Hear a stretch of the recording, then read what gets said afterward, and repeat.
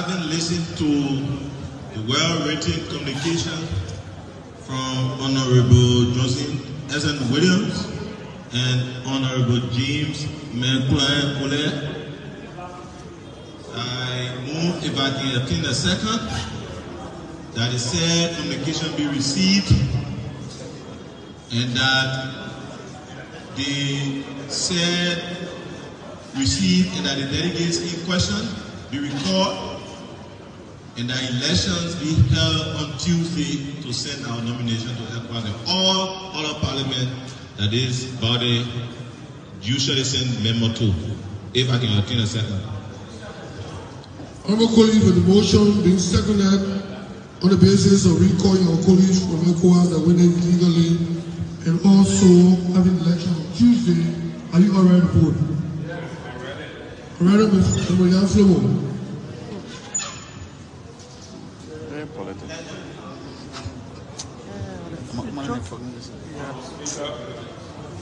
Honorable Speaker, Honorable Deputy Speaker, distinguished colleagues, I will be ready to vote if the movement can accept this amendment so that instead of the election taking place on Tuesday, it can be pushed to Thursday, and then the Tuesday information will be circulated that there is vacancy so that those who want to apply can apply for the sake of democracy. Yes.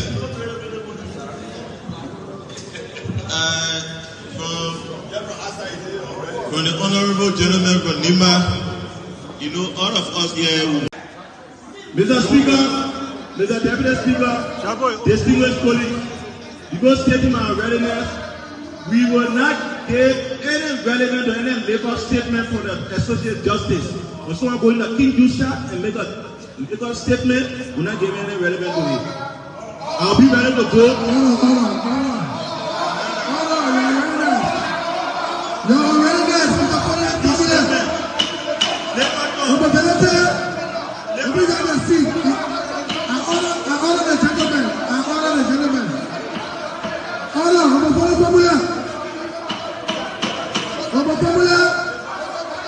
Y'all ready to speak? I'll be ready to go.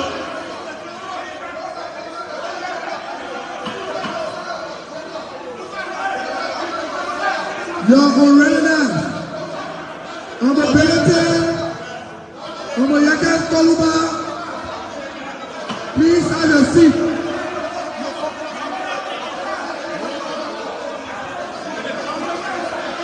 We've arrested the situation already. I'm a Parliamentary.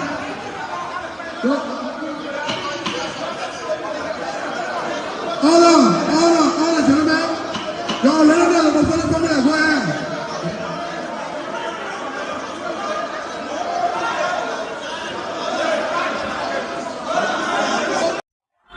Unity Party. Unity Party. We need to serve with sincerity. We need to see our country, see the young people of this country, and understand that we have a duty and responsibility to them. Every aspect of our country is in crisis. The educational system, the court system, all the integrity institutions in this country, we are in crisis. We are not living up to the reasons for which we were formed, we were instituted. We who are the leaders, the opinion leaders, we should stop militarizing our youth. We should stop misleading them. We should stop setting examples of being unethical, conducting ourselves without credibility, without integrity. We have a duty. We have a duty. And God has ordained it. of certain issues, the laws are being disrespected. So we have come to test the law again. I came to issue writ on the people that assaulted me. Our rules are very clear. How a lawmaker can be asked outside. So I came to issue a writ. My lawyers in there. We're trying to issue the writ so they can send for them, so they can read our rules. So Jim Pulen can come and interpret the rules and say what the rule says. They didn't show in the rule book. What in the rule that say I should be dragged outside. So those that assaulted me are not my colleagues. Who actually you suing? Is it the House of Representatives? Well, I brought the firearm and he called officers to court. I came to issue rate on them. I pray that the rate be respected. We come here because we need to read our rules. We need to work. We need to work in our place according to our rules. The Constitution is very clear. The provision of the Constitution that protect me is very clear. The provision of the Constitution that protect us is very clear. So to see somebody assaulting me, I need redress. So I have come to issue rate. My lawyers in there trying to issue that the rate is issued, so we can start to see what to do. So we say, what do you stand to benefit from this rate you are issuing? Well, I want our rules to be respected. The public need to know. Mr. Speaker, Mr. Deputy Speaker, distinguished colleagues, because stating our readiness, we will not give any relevant or any labor statement for the Associate Justice. When someone going to King Jusa and make a statement, we're not giving any relevant to it. I'll be ready to go.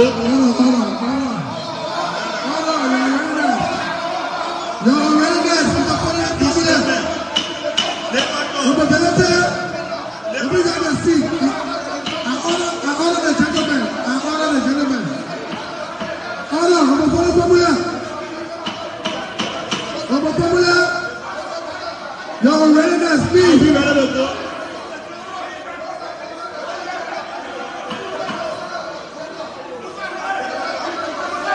Your readiness. On the penalty. On the Yakas Kaluba. Please have your seat.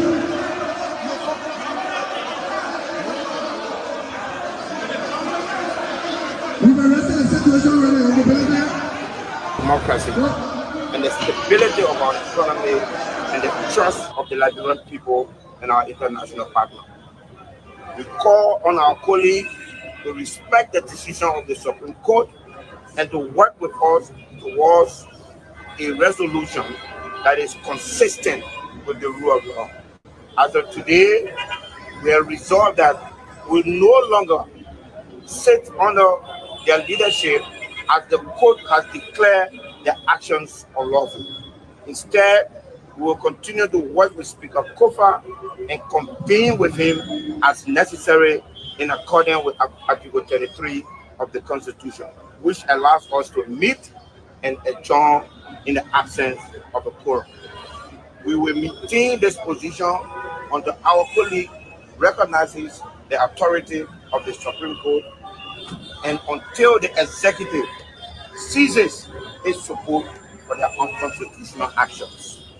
Further, we call on the Senate to honor and respect the Constitution by ceasing all business with this body that has been declared illegal by the Supreme Court. We also urge the international community, including ECOWAS, the AU, the EU, the United Nations, and the government of the United States to refrain from engaging with them. The ongoing crisis at the House of Representatives is not merely a political dispute. It is a direct challenge to the foundation of our democracy and the rule of law.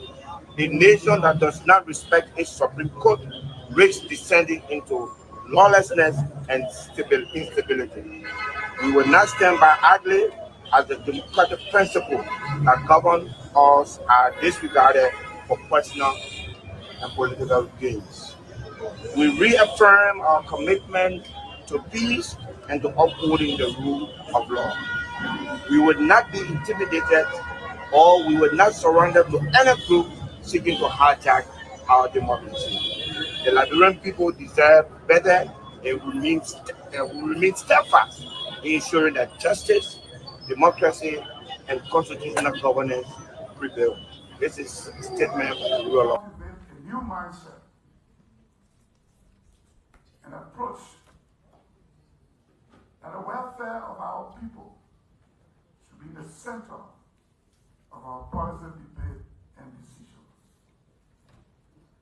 We are returned to this sacred chamber, ready to offer solutions for the challenges we face and rededicate ourselves to the principles of good governance and uphold the sanity of the Constitution for a united. Well, I'd like to welcome everyone tonight. Thanks for joining us. This is the Late Night Show, the Late Night Politics on Spoon. We are here live across the Spoon Network, Spoon FM 107.5. We're live on Fabric Radio 101.1 and across the country on several other frequencies, thanks to our partner radio stations that are always relaying the program. Thanks to Trust FM in Bomi County, Premier FM in Bong, Trend Radio in Grand Cru, Radio Yalamani, Seklipi, Niba County, Gibi FM in Kakata, Margibi County, and a host of other radio stations across the country that are always here, making sure that Liberians across the country are informed every single day. We want to appreciate the thousands of you joining us via our social media handles on Facebook, Spoon TV, Fabric TV, Super TV, on YouTube, Spoon Talk Live.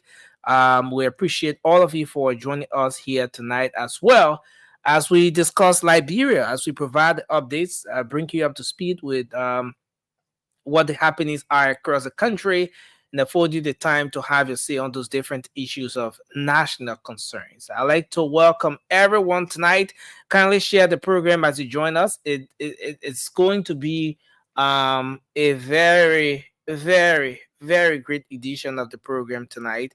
My name is Nelson Collet. I'm going to bring the rest of the team on. The guys are joining in. Our sincere apologies that we couldn't bring you the late night show last evening due to issues beyond our control. The good thing is that we're here tonight. We appreciate all of you who always stay up to catch the late night show, and we want to welcome you tonight to this edition of the program. It's going to be great. Let me say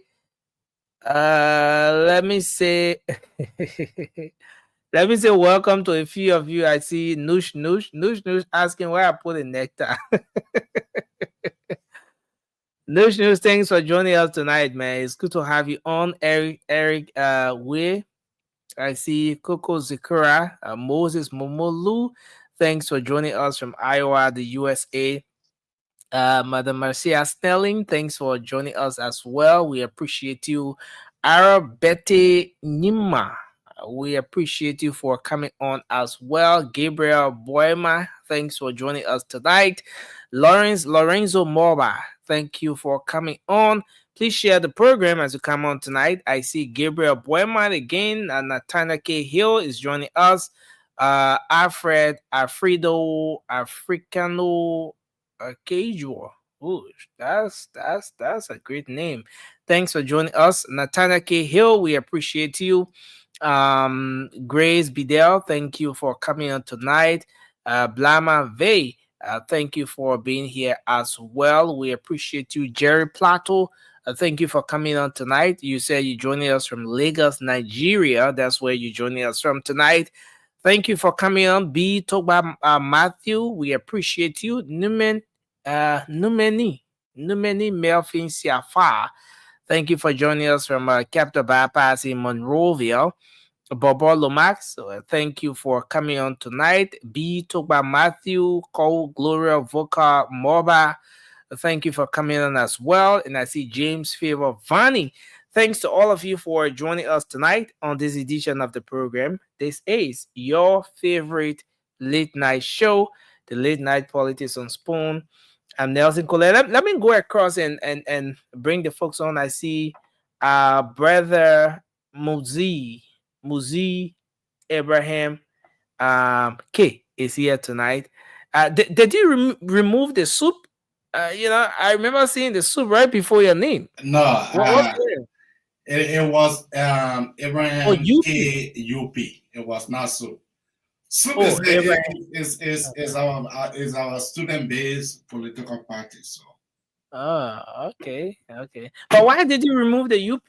Is it that something is getting you to change your mind or what? What? No, I'm not changing my mind because I No, was but no, I yes. understand. I understand. You had a lengthy conversation with George Wieder and the guys from the CDC, and then immediately you came back from that conversation. I saw you remove the UP from your name right before there. I was seeing the UP right there, but you removed it No, anyway. the UP was after the K. So next thing I was kind No, of no, rushing. what actually removed the UP from You, yeah whether well, it came before the K or after the K, whatever, something led to the UP being removed. I just said to you that I was rushing to be on here tonight, so that was the reason.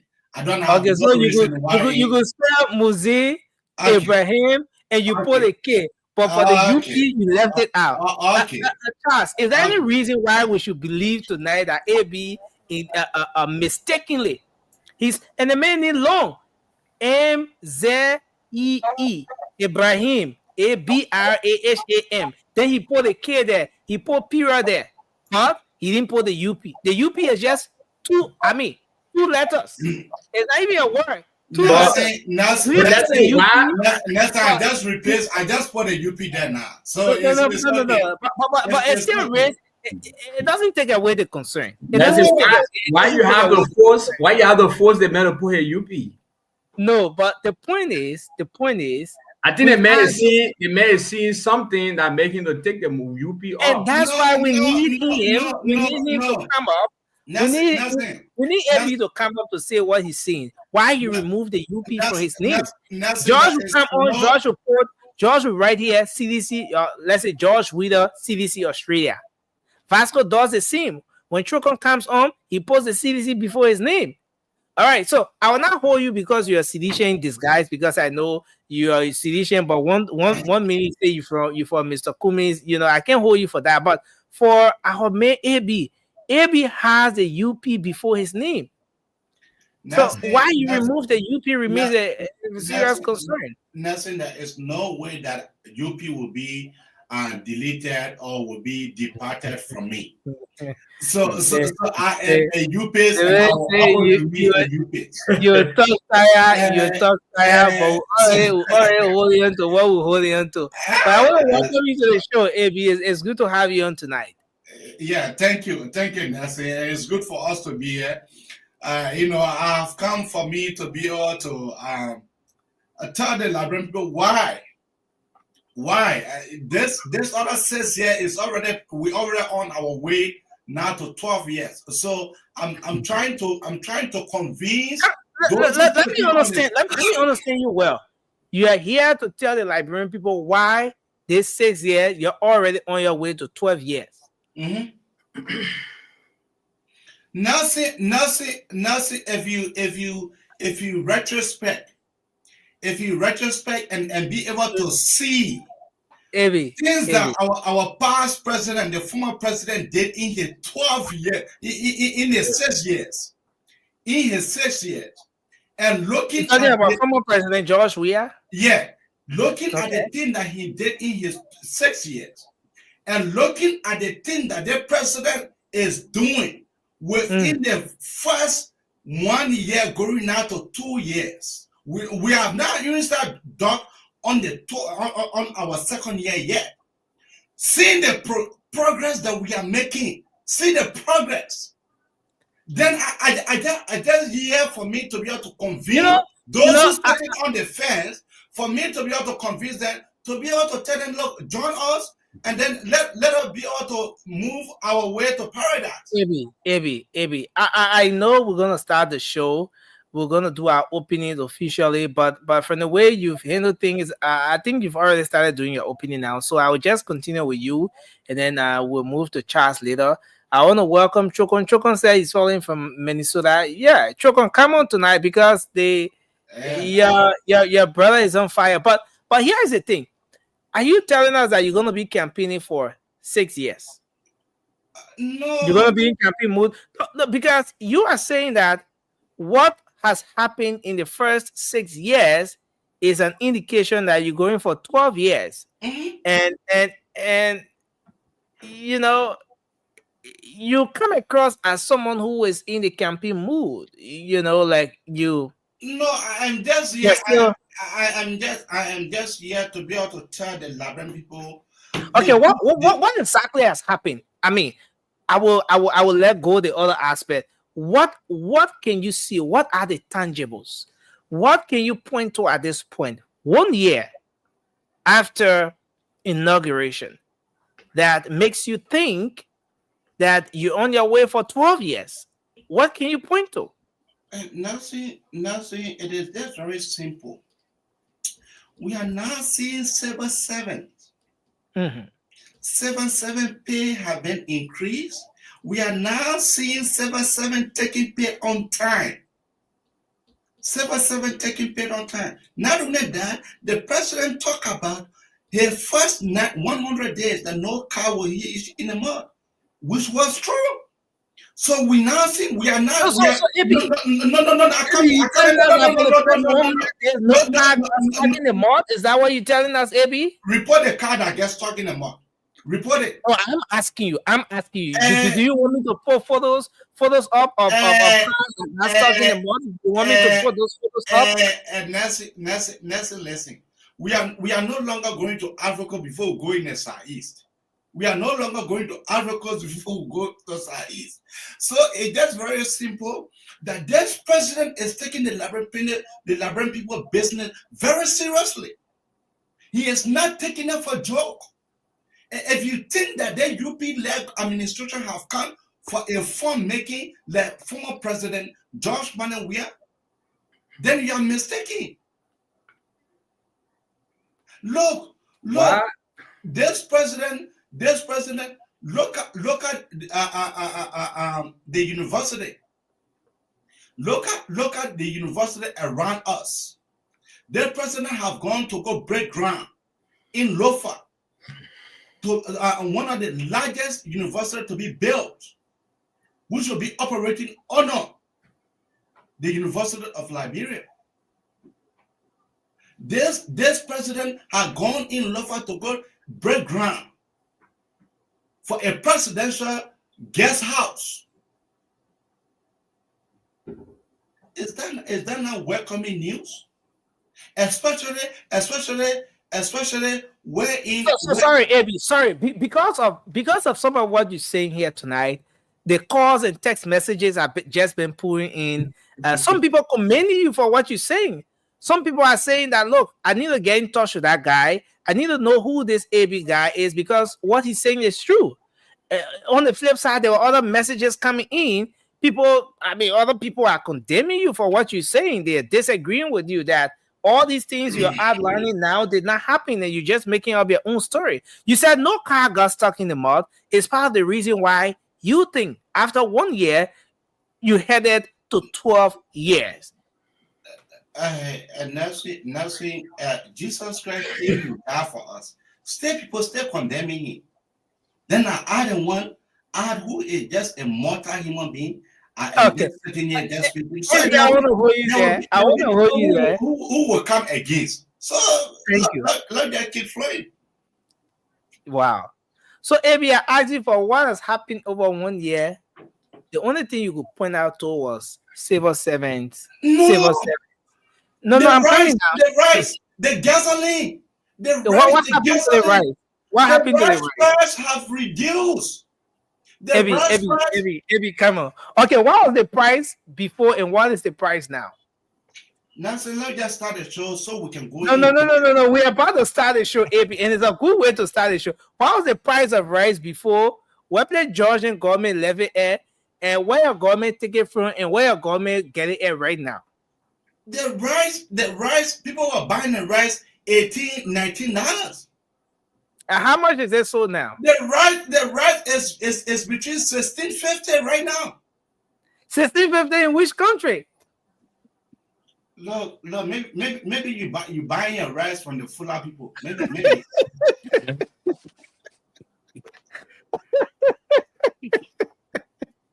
Look, Abby, look, guys. It's a great way to start a show. But I want to welcome everyone. It's going to be a very interesting show tonight. But AB is telling us from the very start of the show that based on what he has seen in the first 1 year, he has no doubt that his government or our government, this government, it owns its way for 12 solid years, 12 unbroken years. I want to welcome Charles to the show tonight. I want to welcome Josh to the show. Vasco, thanks for joining us. I don't know why you cover your head. The people want to see your entire face, unless where you had, you will talk to us later. But Charles, please do your opening. Let's hear you. Yes, Nelson, thank you. Always a pleasure to be here. I know we have topics that we're going to dive into, but I want to dedicate my opening to my beautiful wife to wish her happy Valentine. My kids, Chasera Gonga, Annie Gonga, Mavina Gonga, Christina Samson, my church mother, Mother Davis. I want to say, a happy Valentine to every one of them. Valentine did not reach your end now. No. I wouldn't have the opportunity to do that as early as possible because I know the show is late in the night. So I just want to take this opportunity to, wish them happy Valentine. And Nelson, happy Valentine's to you too. Though you take out the black tie, but that tie look nice on you. I don't know where you guys saw the black necktie. You gotta bring proof. You gotta bring a proof. But Josh, welcome to the show, man. It's good to have you on. Your opening. Thank you, Nelson. Look, it's Valentine's Day here at my end, so I just want to wish everyone, including the Spoon Network, happy Valentine. Look, I something caught my attention this week. I saw the political arm of the UP going to the LECC. For me, that was completely wrong. I don't know why should a political party go to the LECC to exert pressure on them. Just the optics, guys. Let's just look at the optics. We know that these guys said a lot of things against the previous government.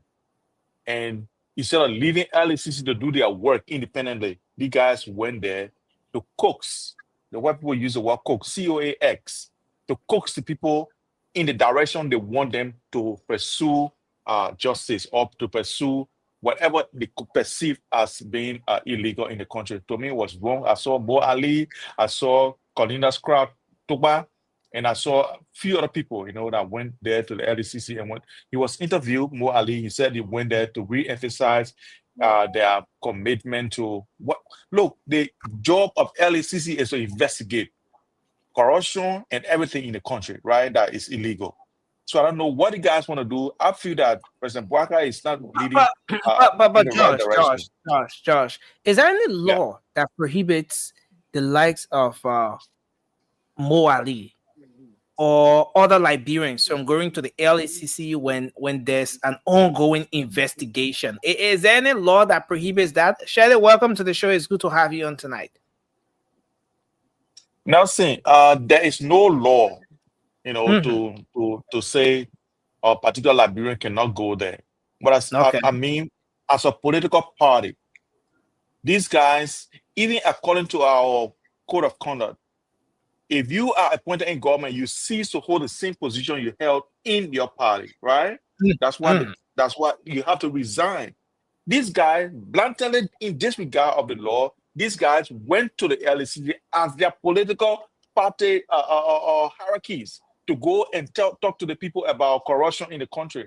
I think it was wrong. It's illegal, and what a day, I think they need to be called to order. And if President Bouaka does not say anything, they will know that he's in support of this kind of illegal activities in the country now. So Josh, what's illegal about the visitation of Mo Ali and those folks from the Unity Party to the LECC? Now, someone may just say that this is one institution of government. This is one institution of government doing her work, and other officials of government. The place is a public institution, is a public entity. Anybody like Josh Widow George Weeder could decide and go to the LACC. I mean, to even witness what's going on. Nelson, I don't see any problem with anyone going there. I mean, these people went there as when Mo Ali was interviewed, he went there in the capacity as a United Party stewards, right? I don't think it's even fine. Look, Nelson, you can go there and witness any case you want to witness. Well, if you want to go there and tell the people how to do that job, I think it's illegal. Because the first thing that the perception is that you go there because you want to, for them to direct, their investigation in a particular direction. And that people should be independent. They should be left alone to do their job. So they go in there to even tell and say that in case of going to look at first, it's illegal. That's the first thing. You cannot coax them to do what you want them to do, but they have the father of the law to do the job. So the interference of these guys into LACC working is illegal. That's what I'm trying to say. Thank Nelson. you. Thanks a lot, Josh. We have a jam show tonight. I really hope we can make the most of the time we have to touch on the many issues, some of which we didn't touch on last evening and even up to now, since in fact we didn't have a show last night. But go ahead, Vasco. What's on your mind? Quickly, your opinion. Thank you, Nelson. Let me say hi to you guys. So, Nelson, my attention has been drawn to the increased killing, the increased death in the country. And what is troubling, last night I saw something like people have started kidnapping people under the Unity Party led government. What did you see? I saw a lady crying yesterday on Facebook. That was, I think, 12-year-old brother went to school, and up to the hour she was doing a live video, she don't know the whereabouts of the child, and then she texts the child phone, and those guys that had the child, they reply her with a text message and telling her, say, just forget it, you won't see the child again. So this is troubling when kidnapping. These are some of the things that we need to start to let our people know that they hear it, because I think this government has failed when it comes to security. Even some of the killing are going on right now. Today again, another DA guy just killed somebody around the GSA road there. I think Vasco, it remains no, that DA situation remains an allegation.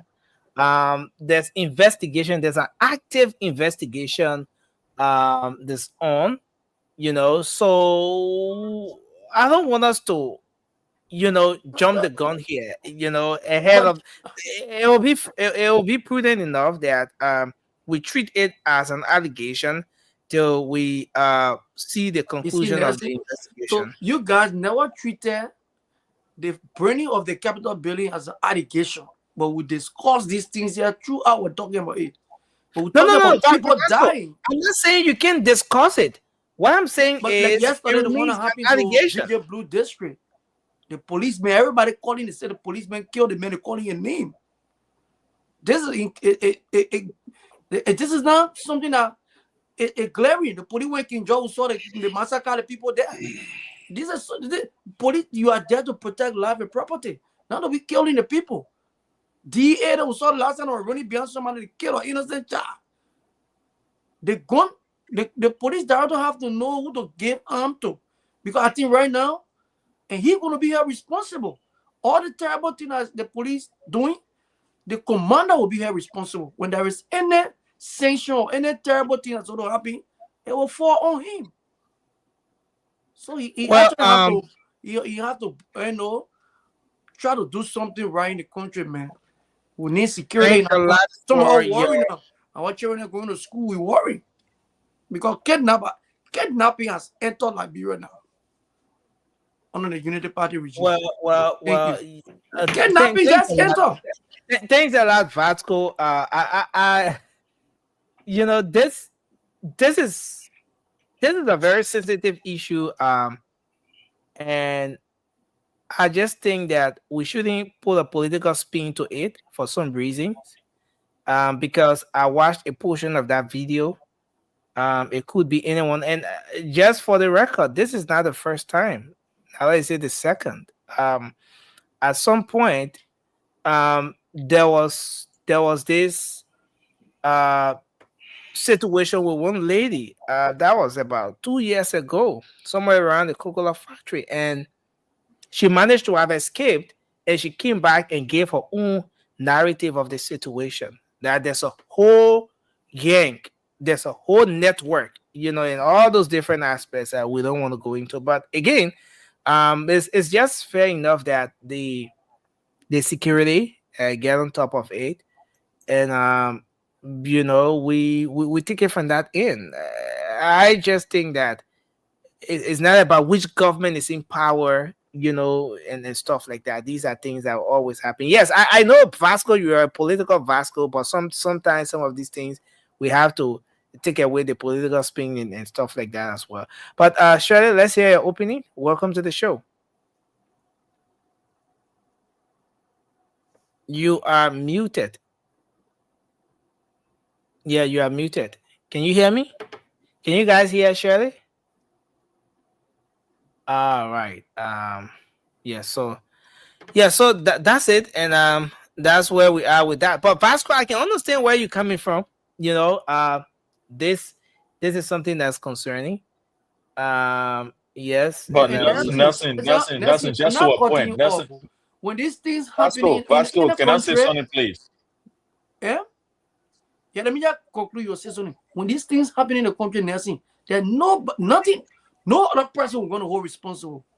We will hold the government responsible for any killing or anything that will go in the country, because they are there to protect our people. So Shirley, can you say something? Yes. Can you guys hear me now? Okay, yes, we can hear you. Okay. Yeah, cool. Well, I want to say hi to all our viewers. I want to say hello to all of you.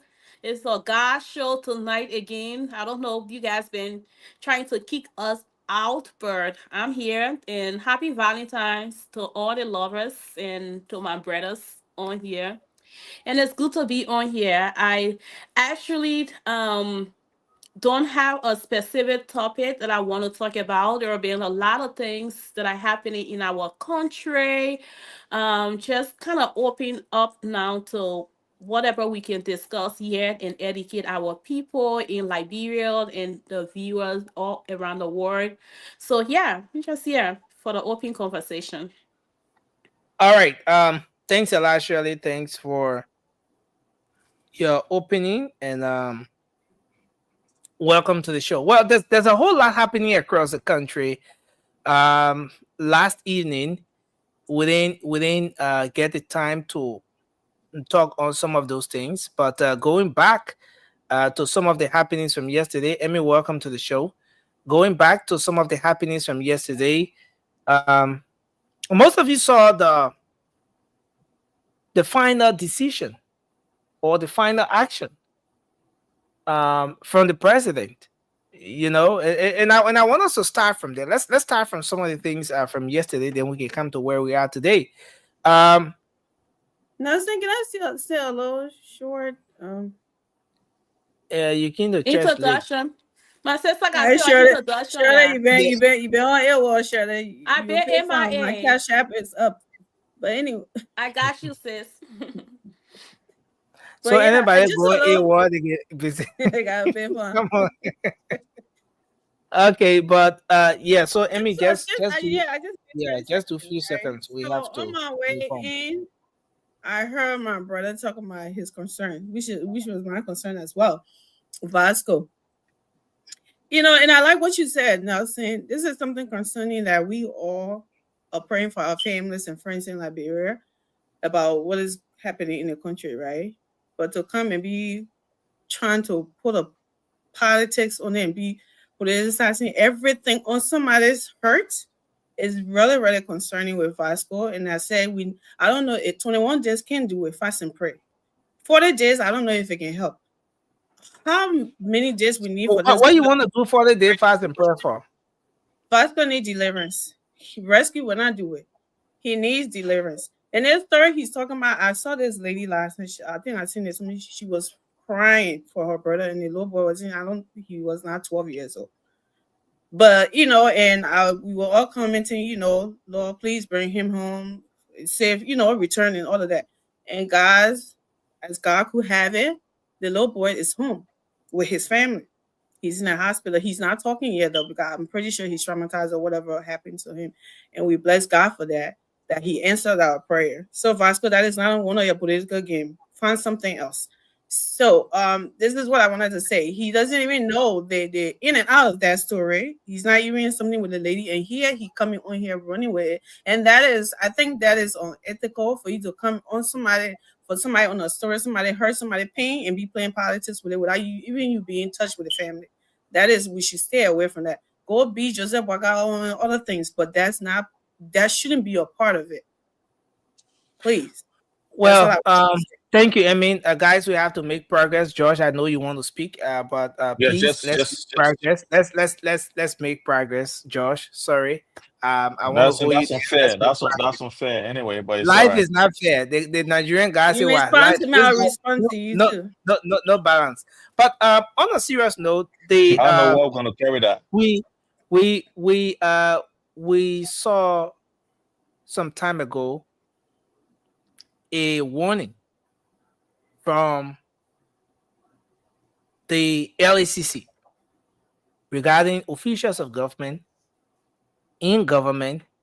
In fact, a full listing came up from across all three branches of government, people refusing to declare their asset. And I just want us to run over this. And it went on to a point where the president got interested, called all of the members of his cabinet, those in the executive, called those people for meeting. And at the end of the meeting, he encouraged them to declare their asset. Still, I mean, the list of people who were yet to declare the asset was still huge. And then he sent the first warning all of those people that if they didn't declare the asset, they will be suspended. Now, it fell on deaf ear for a lot of people. So many of them did not still declare their asset.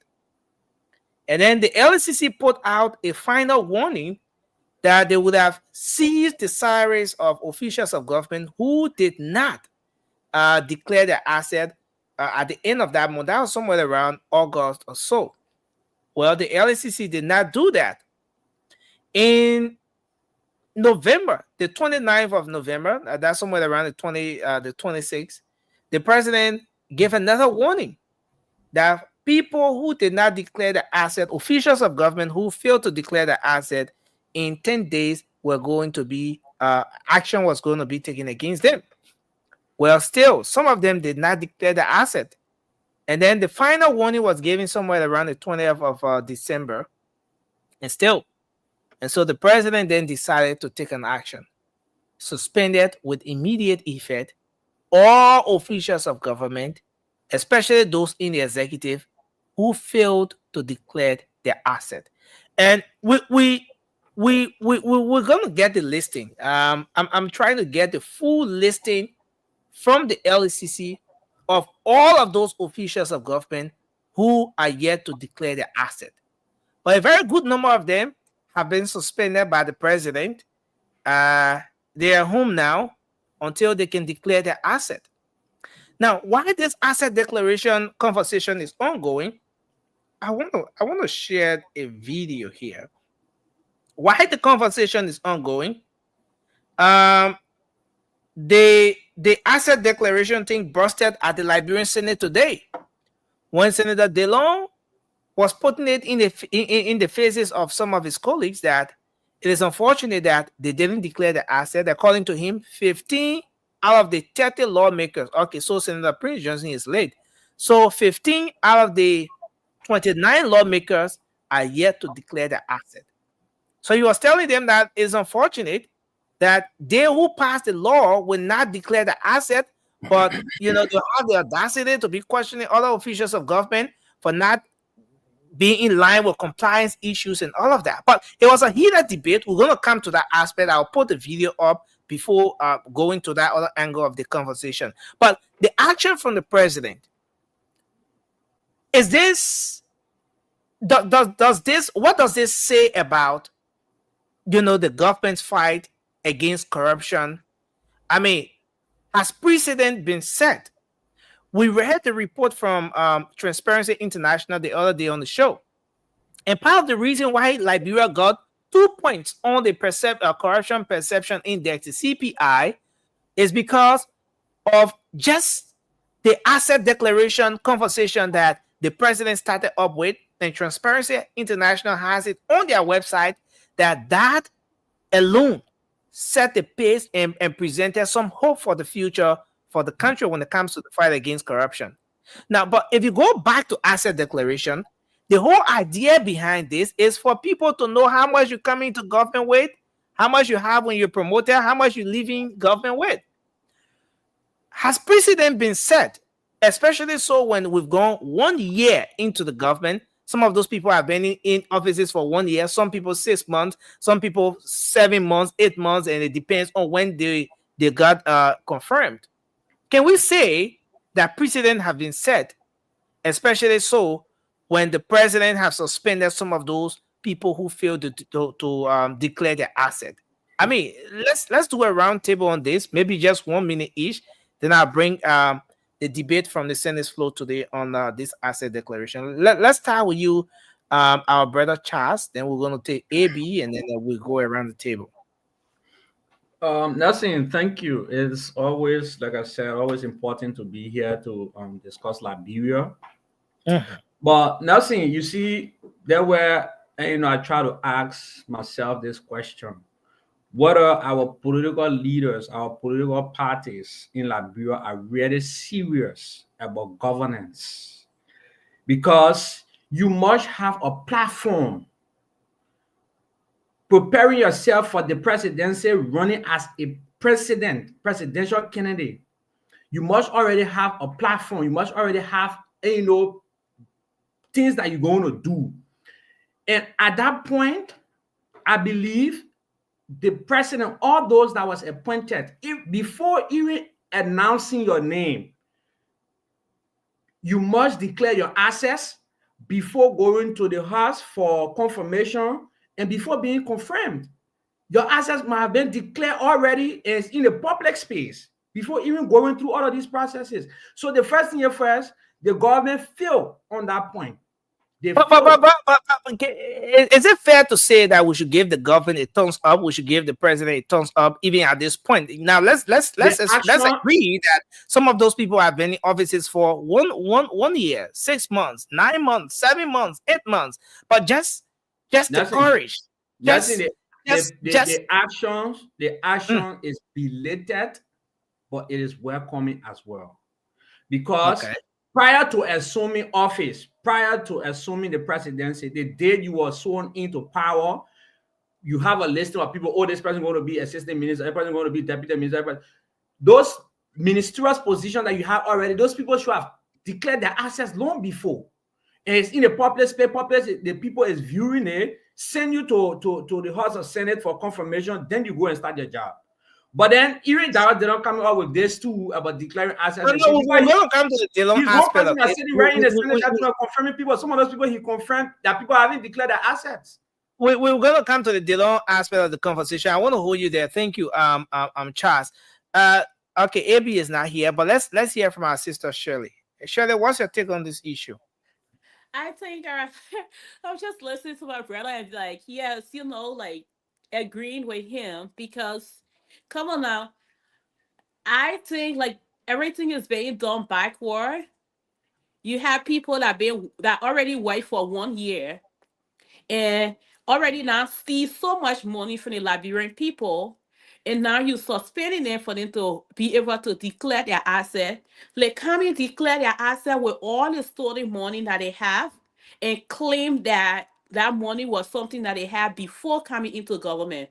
I think what should have been done was that they were supposed to let them declare their asset before they even start their position. So if they were really serious about, okay, people need to declare their asset, why wait 1 year before you take action? But is it fair to say that at least something was done? I mean, just Nelson, thinking of the action, done, but it's the fact that the president has mustered the courage to suspend those individuals. So what happened to me coming back now and be like, okay, I'm declaring my asset, but now I've already taken millions of dollars from the Liberian people. I'm including that into my asset declaration. So the people already not see money, and now you're like, okay, we suspended it.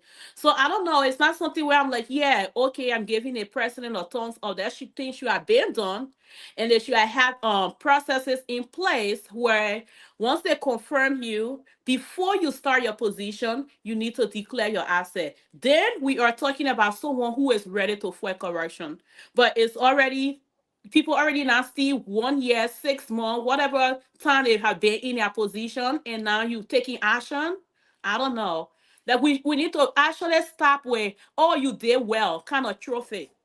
We Thank need to you. make sure that we are intentional in doing things, and we need to do it the right way from the beginning. Thanks a lot. Let me hold you there and bring AB in, and then we're going to take Josh next. AB, what's your take on this? Nelson, thank you very much for giving me this opportunity. Nelson, let us be fair here. The president did extremely well, and I am here for me to be able to give the president thumbs up. When you have people who could have declared their asset before as taking on office. Now, I disagree with my brother what he said, that the people sort of declare their asset before going for confirmation. No, because those guys does not know whether they were going to be confirmed. So after the confirmation, that is the time that I expected for them to be able to declare their asset. But equally so, the president had taken a drastic actions against all those guys who have not declared their asset. The former president did not do that.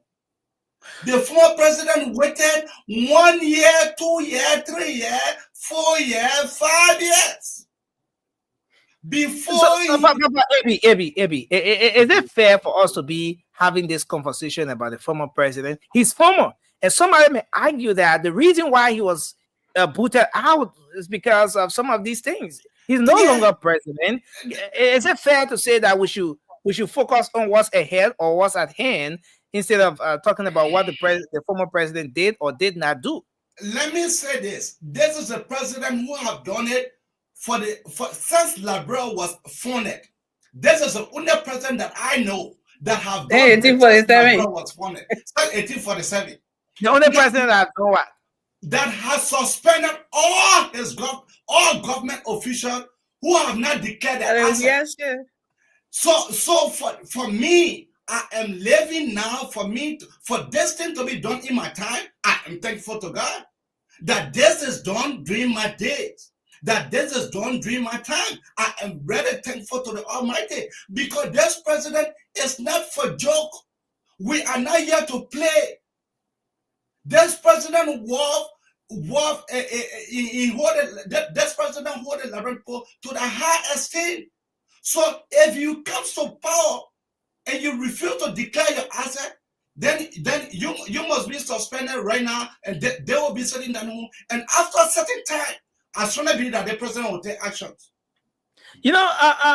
Abby, you may have a point here, especially when you said you're happy to see this in your lifetime, to be alive to see a living Liberian president suspend members of his cabinet for not declaring the asset. Now, you may have a point here because the last time I checked, former President George Weah sent a caveat to his officials 2 times, 3 times, calling on them to declare the asset. Asset declaration was an issue even under the previous administration, even under the administration before that administration. Yeah, so you may be right when you say President Boakai is the first Liberian president to be suspending officials of his government on the lines of asset declaration.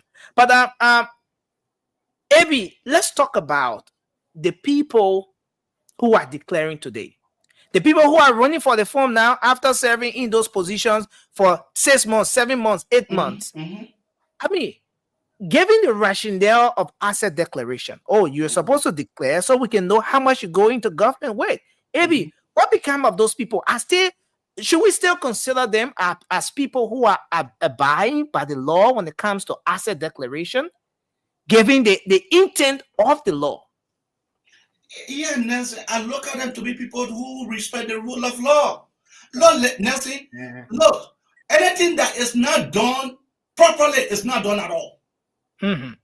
So for the president to be able to send their caveat to them, and they're rushing right now to go to grab that phone and be able to fill it in, to be able to declare the answer, we should be thankful. No. Ebi, sorry. You just said anything that is not done the right way is not done at all. Yes. Should we apply that same line of reasoning to this asset declaration thing to say that anything that is not done the right way, to me, declare before you take office? Anything that is not done that way is not done at all. It's not done the proper way. I mean, should we apply that same line of reasoning to this one? No, that was not where I was coming from. Where were you coming from? I was talking about the president. The president, remember, the president was the first person, followed by the vice president. Now, so I am saying, send the other ministers and the other managers. They did not declare their assets. So the president found it necessary at this point for him to be able to suspend all of them who have not declared their asset. So that is what that is where I was coming from. Okay. Thanks a lot, Avi. But let me just lay on this. Look, Nancy, President Weah, President Ellen, they have done their part. They have gone. Right now is the UP-led administration. We are not going to take anything for granted. Thank you. Abi, I want to hold you there. Let's take Josh. Your take on this issue. Look, Nelson, the first thing I want to say is that today you almost chastised Vasco when he was saying some things here, but you did not question AB about a mischaracterization of what happened in the last government. He said probably the CDC the slip. Okay, that's what I'm reminding you now. He said President Weah did not declare his asset, which was wrong. No, and he said President Weah declared his asset later. He declared his asset after about 6 months. Yeah. So you're right. Yeah, Waka declared. But Amy did not say he never declared his asset. Can you put Amy in the back, please? Can you put Amy in the back? Because I'm speaking. Yeah, I know you don't want to hear Amy speak, but Amy, you have to mute. Let's give our brother Josh his time. Yes, please. So Nelson, I like the zeal Amy brings to the show, but I think this is not a show where you can just say anything you want to say without being checked, right? So look, I think this shows the weakness of President Wakai. When President Weah gave a caveat to his ministers and said, if you don't declare, I will do this, they quickly went and did it. President Wakai declares his asset 3 months after he took power. And then we are here. He did it right thing. He did it right in 3 months. I counted, and I still got my notebook here. 3 months before he declared asset, before he published it. Even to publish it, people got to go to LACC. I don't know how they got a copy, but he did not publish it himself. That's the thing, Nelson. What the president did, it was just a political showmanship. If I told if I gave directive to my employees, declare your asset, and they don't do it, and I gave them time frame, declare it, don't do it, Nelson, I'm firing you. That tells you that if I tell you to do something, I mean it. This president went again and suspended people. Now, see, it's just a political showmanship. The president does not mean well. The president is just doing things because he wants to, hear in the news. That's all. But this is not governance, Nelson. Because if you warn people, do this, they don't do it. You come back again and warn them, give them time frame, Nelson. He gave them how many months? I think 1 month or 2. And Nelson, these people refuse to do it, to take instructions from their boss, Nelson. And then he comes back and say, I will suspend your. Nelson, it does not add up. This is just something he did just to prove that, he's doing something, which of God, because nothing has happened in the country. The poverty level has increased and rest price, everything going up. So the president got to do something so they can put it in the news, so they can know there's still a president if he's not sleeping. Thank you. All right. Thanks a lot for your contribution. Let me highlight a comment here just before coming to Vasco. Tommy Jr., one of the ardent followers of the show, he said, "Look, we criticized this president for not taking actions. He finally did. Let's commend his effort. We can acknowledge the efforts and encourage him That to was take my further point, actions Nelson. when necessary." I mean, was what do on you my make brain. of this, Vasco? I mean, let's hear your take on this issue. I see all the CDC brothers are coming on. Let me bring Choco on. Choco, welcome to the show. Vasco, you can go. I wish I had another person to bring Choco, before go I help can your bring Choco brothers. on. But go ahead, Vasco. Let's hear you. Vasco, you give me your time. I haven't spoken to this issue. After me, you talk. You talk. Go ahead, Vasco. So, you Choco, know, you don't have Nelson, the time. for me, I love to speak logic. Nelson, can you mute Amy, please? I am Her voice hurts my ear. Because, You know, I'm using earplugs. once I'm speaking now, I mean, can be easier too late. Go I want ahead. to on the show for. Okay. Emmy is Nelson, muted. I Vasco, hope you I hope you not coming in all of that. But go ahead. Yeah, I mean, when she called me, all y'all know she don't get to disturb me, so y'all see me going off that they even know that she don't. So Nelson, you know, this thing is for me. I let to speak logic. Okay, the issue of the asset declaration, right? Yeah, they got rules that govern this asset declaration. Yeah, and they tell you that prior to you entering government, you have to declare. That is the main motive of this thing, because we want to know what you carry in the government.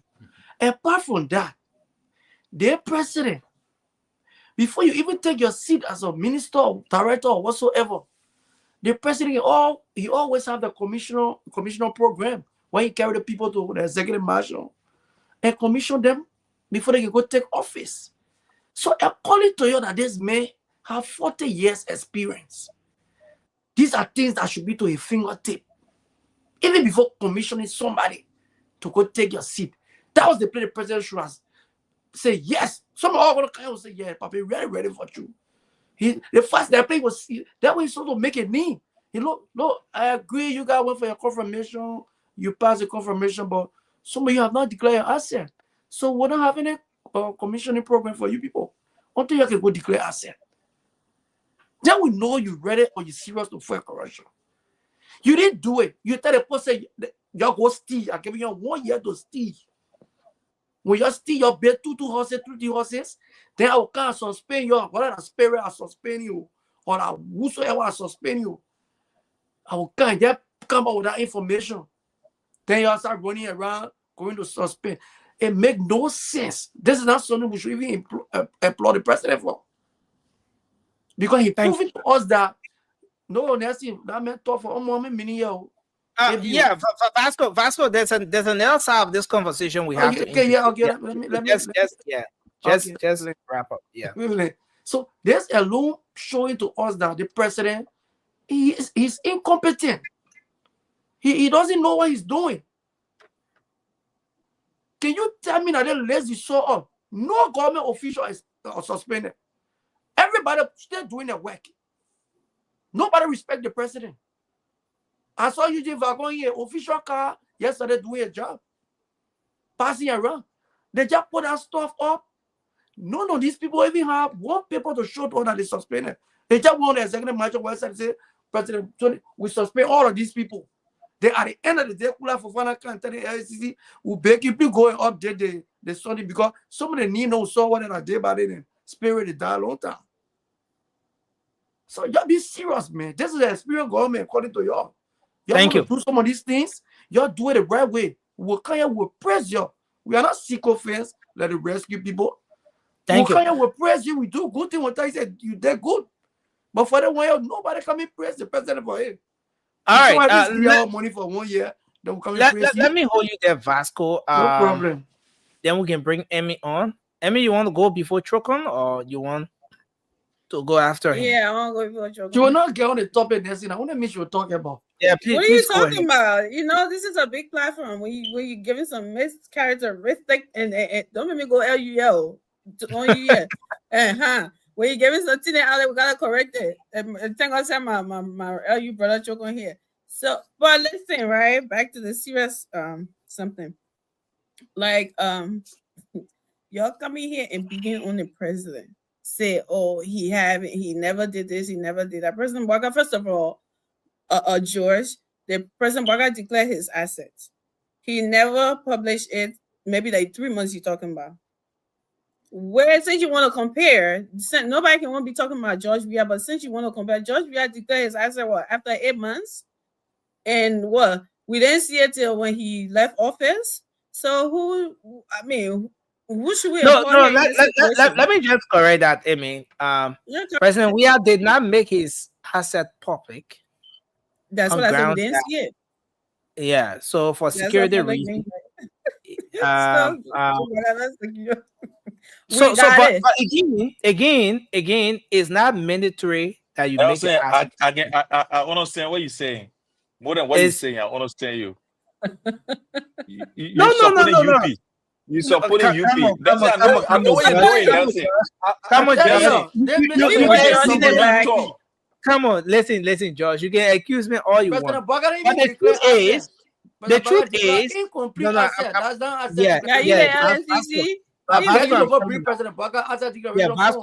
Vasco, I'm coming.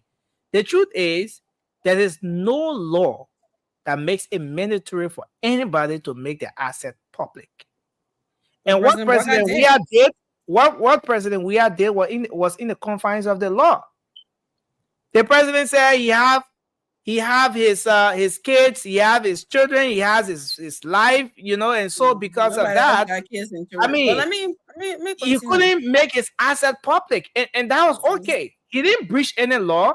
So I mean, we can make all the analysis and all the other things, but President Weah was not in any error. He was not in any breach of law. But go ahead, Amy. Okay, so you asked if it was a precedent that has been set. Absolutely, like you just said, President Weah did not bring any law. He declared his asset, even though your right said before you took office, after 8 months was not before he took office. So he didn't bring any law. We get it. But people want to come on here and tell us that President Bouaga, when he published his asset, that's when they want to tell us that's when he declared it. And some saying, oh, he didn't declare it. We get that part. But for you to come and say, Liberian people, every time we come here and beat on the president that he says that his lieutenants or whoever was going to declare their assets, every single one of them, it never happened. We came here and beat on him and beat on him and beat on him. Now that it happened, we want to come in and say, oh no, it's not a good thing. Mind you, if they are not happy at all, oh Lord have mercy. He lied to the Liberian people. He said this was going to happen. It never happened. Now that it happened, after a year, people are saying that Liberia was so rich. Liberia got all the billions of dollars that people had stolen in 1 year time. Everybody not bet 2, 3, 4 houses. Even though corruption is not so easy to get by these days in Liberia, it's not like before that you can fly under the radar with it. Today, people are getting exposed. Back then, it wasn't so common for it to happen. So if someone who has stolen this bunch of money that was left there that Liberia has, right, that we stole starting on cash, bunch of billions of dollars that people have stolen in 1 year, it will come out somewhere somehow. We will hear about it. So I'm not nervous about it. Was it late? Yes, it was late. And I kind of blame the president as well to say that he letting these people to giving them all these time to get by. It was kind of undermining his authority in some kind of way to me. It was not making them to take him seriously. But now that he had taken that action, I mean, like we all say, right? But better late than never. And we should give it to him. Not everything we had to play politics. And leave with some of my brothers on here. Regardless, Joe Baga took out his head and put it on plate. It would still be a problem. Joe Baga took out nothing this president does would be ever commendable to Vasco. He will always have something negative to say about it. I want to hear the listen to sedition that choke on it. And sometimes George can be reaction small, but he can be sedition. But Vasco is reaction to the core. That's why I said this brother need fast and prayer. So I'm Your not here your own to man said dignify that Vasco. if you don't do something, if what is not done properly is not done at all. That's what AB said. So what should we commend the president for? That's AB We allow people opinion. to speak. So Vasco, you are Vasco, you hijacking the show. interrupting me. Emmy, thank you. Thanks a lot, Emmy. Don't tell me thank you. I was speaking Vasco interrupt me and you talking about thank me. I don't want your thank you. Vasco took just 20 seconds of your time. So get my please take 20 your second back. seconds quickly, then we take Chukon, and then we're gonna take Francis. Yeah, so like I was saying before, Vasco really cut me off. Vasco, stop doing that. When I call your phone, then you say I do something. But before like I was saying, the president, I think, yes, it was late. We all know that. We all front on that. But the fact that he did it, he finally did it. It's a good thing. And I don't think he should take long to be giving people so many times to follow his order. It kind of undermining in a way, and it doesn't make him look like a serious person. I would say that one person, I would say that, but I think it's a good thing that he finally took action, and I think we should applaud him for it. Let me start from where you stopped, talking about him taking action late and people wouldn't take him to be a serious person, and that reminds me of a famous quotation from Mao Zedong in 1973. He talked about the paper tiger, and I think that is the proper characterization of Joseph Boakai. His speeches and his words means nothing to those who he appoints, because he is not in charge. But here's the thing: someone talk about the code of conduct being implemented by Boakai and why previous president didn't go ahead to implement that. I think that is a logical error that we are diving into. This code of conduct was passed in 2014. It was introduced by a CDC lawmaker, Akaras Gray. The code of conduct was amended, and the amendment that was made to the code of conduct, I think section 5, that amendment introduced the section for the president to be able to suspend people for not declaring their asset.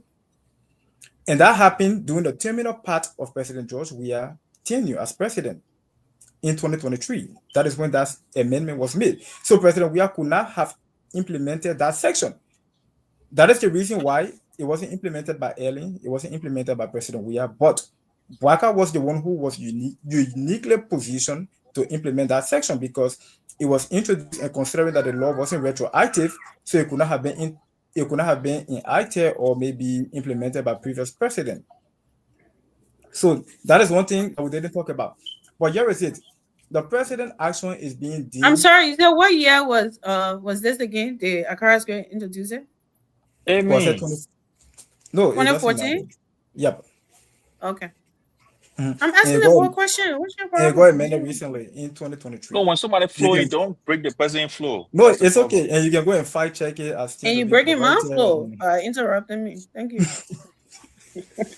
Go ahead. It's okay. Yeah, but here's the thing. Here's the thing. You see, I'm not going to talk about whether it is timely for the president to act or not, but the president himself has been on record for breaking laws. And for the simple fact that the president has been diving in that pathway, what do we expect from other people? The president appointed people in tenure position that was already occupied by other people. We went to the Supreme Court. The Supreme Court ruled in favor of those who were appointed by the previous president, and what the president did. In a clever attempt to violate the law, the president went ahead to suspend those who were already appointed into those tenure positions and started to have appointed new people. That shows that the president doesn't have a single respect for the rule of law. Number two, people talk about the president being a unifier, and that is one thing I haven't seen yet. The president, through all his presidency, the president has shown himself to the Liberian people as someone who doesn't have a single respect for the rule of law, and everything he wants is what should happen. A simple example is the issue about the removal of Fonati Kofa.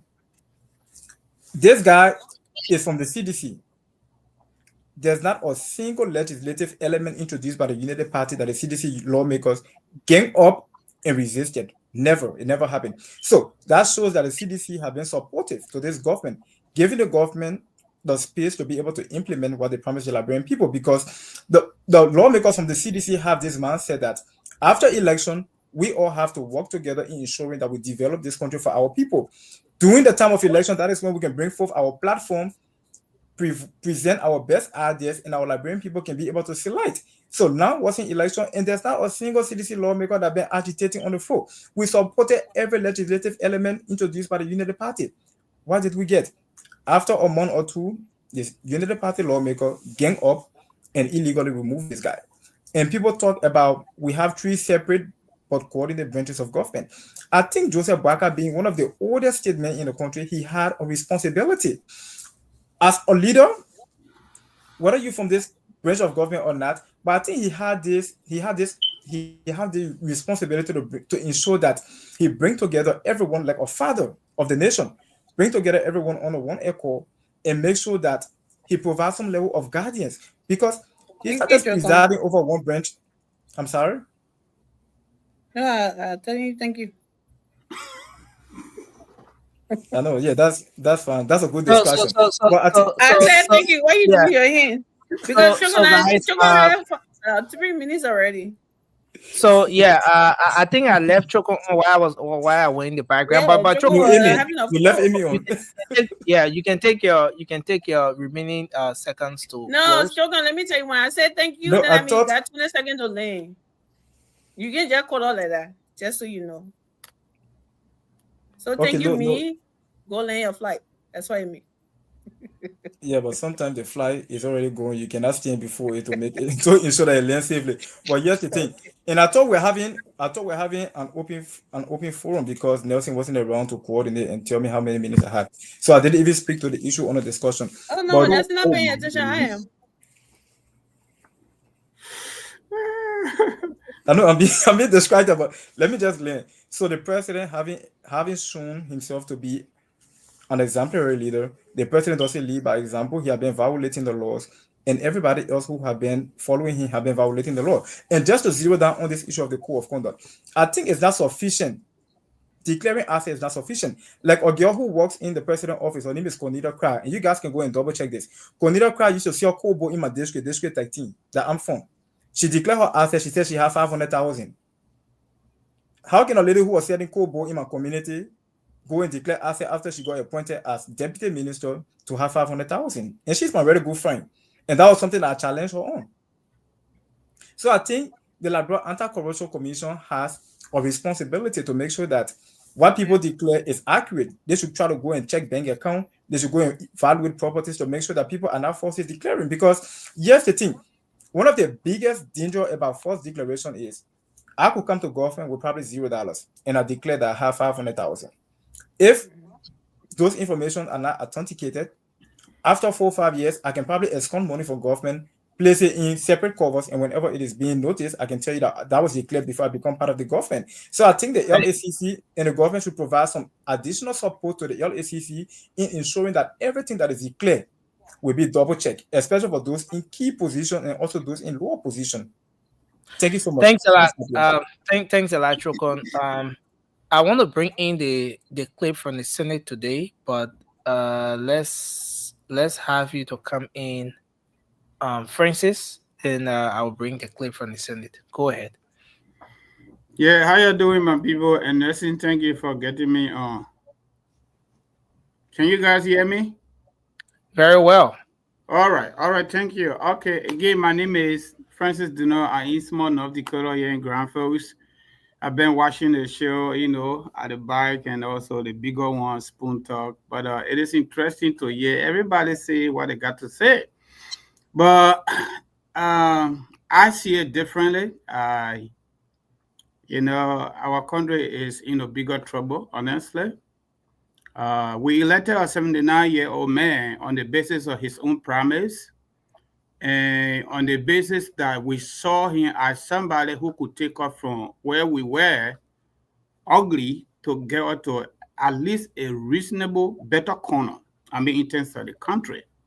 Regrettably, he's not that person that we thought he was. And he himself, based on everything that we know that is going on, my senior uncle from Lofa County has actually defeated the actual definition of experience. But he has taken an action. Francis. Listen, I don't want you to ask the question. I don't want you to get some of my hundreds of officials in his government. Isn't that commendable? No, it's it's nothing for her to tell Joseph Boakai thank you for. The reason is simple. Nelson, if you tell me, say, if you ask for spoon talk job or spoon network job, they offer you the job. So somebody might be telling you thank you to do your job, or somebody can force you to do it and you sign up for it. And this one that not sign up for it, he literally begged us. 2017, we said we're not giving it to you, Papi. 2023, he came back. We the Liberian people, in our majority, we give it to him. My brother, we had a small talk today, earlier today. I think our sister Emmy were on there, but every time I wanted to talk, I don't think people were giving me time. I say, okay, I will try my best. Send AB put me in the chat. Tonight I will show up because this part of the year I'm busy, okay? I do taxes and I do other stuff too, but this time can be very busy because they want to do regularly plus tax joins, so it get me busy. But this is the thing, nursing. The appointment and confirmation process, those two processes are a little bit longer. After the election, I calculated, because I was one of those that Joseph Boakai didn't need to ask me. We did what we could do on our own, using our cartoon pushing job money. We did, okay? Joseph Boakai and the Alliance plus the Unity Party in there, 64 days after he won the election to settle the government. Just to follow Eugene Fagon, for example, our cartoon pushing job here, every single job we go to, my people, we send in application. Emmy is a well. I don't know where she is. Okay?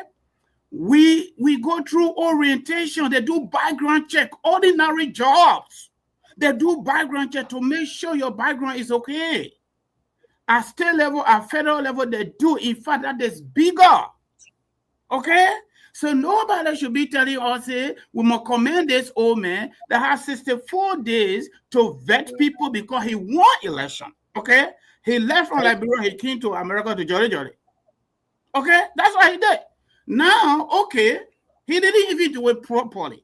When you don't onboard people properly, people don't go through vetting process, people don't go through proper orientation to take a piece of job to do, this is the result you get.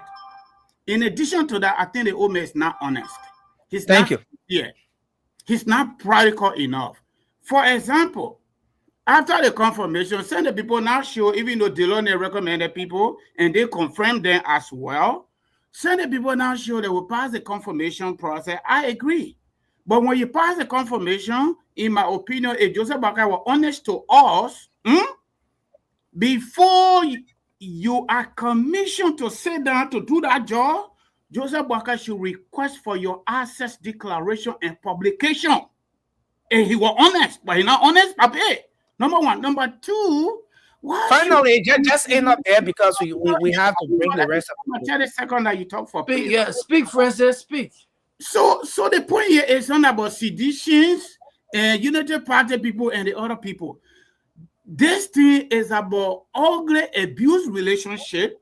Liberian people have lived in poverty for a long time. Their leaders have stole from them so much and made the West rich. Okay? This is a thing. So they get used to it. Oh, let's tell it, Papi, thank you for declaring. You know how many damages have been caused for 1 year? In addition to that, very much. Let me who are now on the job, they are dead. Francis, we have to be real with ourselves, our country, and our family, and people in our corners. Let's say the truth. There's no excuse. So I want to hold you there. We're gonna have this second round on this one, and then Francis, we have a rule on the show. We don't do face cap on the show. So thank you very much. No problem. Vasco, I think you will remove yours as well, Vasco. Thank you, Vasco. Thank you very much. I know it's not a face cap, but let me this asset declaration. If that was UP man, we would not have. You're not going to say anything. this asset declaration thing and suspension has gone to a whole different level. Let's watch what happened today at the Liberian Senate. Distinguished colleague, Madam Pro Tem, yesterday the LSCC released a list of public officials appointed and elected. Those who complied, those who did not comply. 15 of our colleagues did not comply. I'm asking us, those 15 colleagues, Mr. President of the Senate, the 15 senators who did not comply, they are listed. So, may I make my case without you see? Because maybe nobody can see our salary, we own to ourselves. That is why we're losing our stand. That's why we're losing our standing for oversight. Because who is going to have to declare the asset when we can declare our own first? That is everything we got to joke with and laugh with. Mr. President of the Senate, Madam Pro Tem, distinguished colleagues, I think some mechanism need to be put in place here so that we can be made to abide by the law. We don't seem to be outside the law, and then it does not take away our oversight authority, that rectitude, that standing. So, so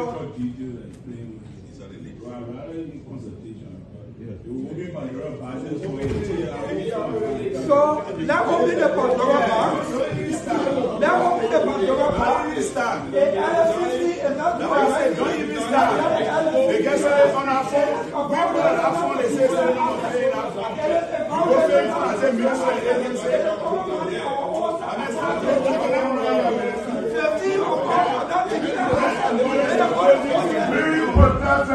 You have the time on the floor. Now let's let us speak and you can have your time.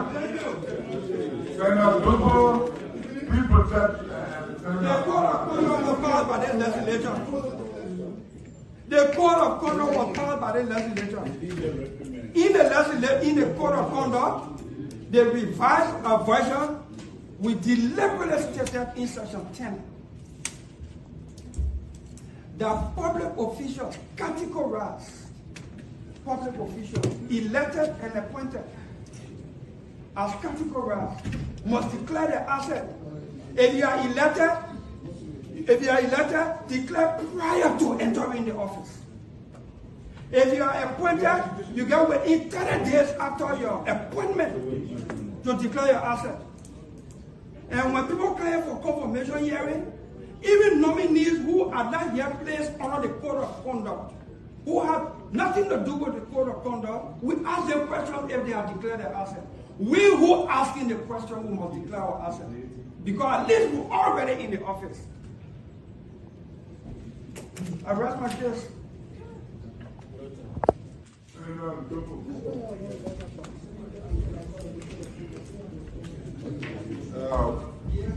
Mr. President of the Senate, distinguished senator, initially I thought to speak on this matter, but the Pro Tem said I should reduce some of my concern in writing. And fortunately, or unfortunately for me, I see Senator did not raise the issue, so I therefore will pack my in as an opportunity to speak on the matter. First, I want to be clear here first that our colleagues did not raise an issue that's very important.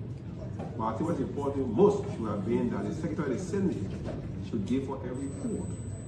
Because consistent with 10.2 of the Code of Conduct, the depository of our filing is with the Secretary of the Senate. With the House of Representatives, it was the Chief Clerk. In the judiciary, it stayed there. The amended law, talk about 4.1, I've been looking through 8. Okay, that new law, I say you have it, but what I have, 10.2, still have the depository there.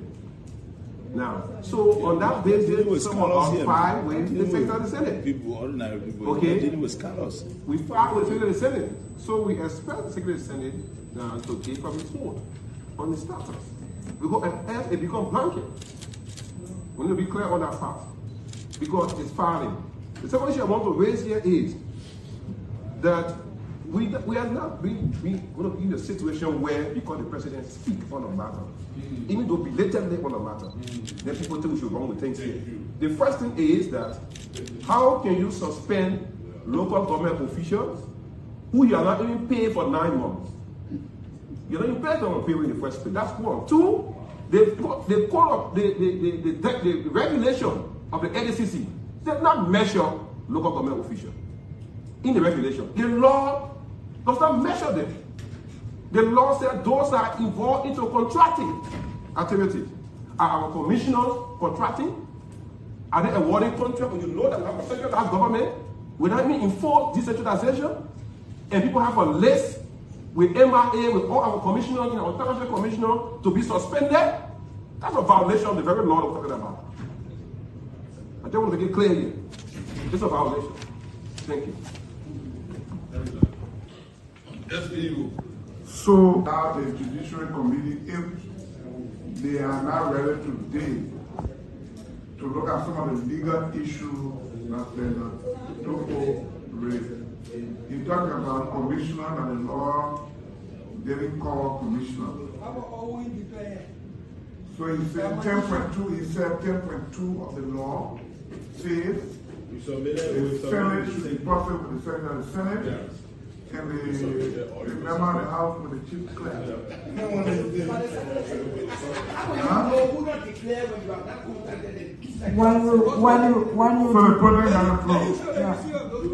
When you deposit, when you declare, when you declare and deposit with the Secretary of the Senate is forwarded to the LCC, right? And the LCC will give receipt. Correct. So it's not just the Secretary of the Senate, it's forwarded by the Secretary of the Senate to the LCC, and you get a receipt that you have declared your asset. So is that it's based on that, yes. The LCC is printing a list of people who have declared, people who have not declared. Because the Secretary of the Senate is also submitting what you declare to him to the LCC. The next issue is if there's a law or if the code of conduct says that there are certain categories of appointed officials or elected officials that should declare their asset, and they have commissioners who are listed for suspension and they do not fall in the category. The list was printed by the LCC, so they need to come and clarify and let us know who are the people who should actually declare their asset. So when that is done, then the list has to be streamlined, taking into consideration people who by the code of conduct should declare their asset. So by our oversight, LCC should come here to clarify. So that can I have a motion? Mr. President, I think we're missing the point. LCC released a list and says some of our colleagues have not declared. So right now for the Senate, if our colleagues have declared, the Secretary is there. Let him say that he sent it to LCC, he get a receipt. Then we go LCC for bringing this, our colleagues and then brought it into disrepute.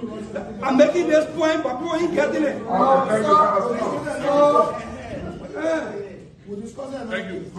Thank you, President. Mr. President, I think we should be ashamed of ourselves. Because for the president, more than 1 year to suspend people before Senate high crime for it, we should agree here that more than 1 year to suspend people before Senate high crime for it. We should agree here that we will carry you through confirmation hearing. We hold your report until you declare. We can wait for the president to do our job for us. The president, because the president be a nomination, so we can't do it now. So we can become our police for him. No. I mean, we should be ashamed of ourselves. No, not the issue. We should be ashamed of ourselves. The Senate should take action in line with the law. Besides that, Mr. President, this president has more advisors than any president in the history of Liberia. So for them to now advise the president and he signed a letter and suspended the entire local leadership of Sando County, for example. It almost set an emergency in Sando. Everybody in Sando has been suspended. So if those people are not listed in the code of conduct, Sando, but in a suspension. Mama Sando.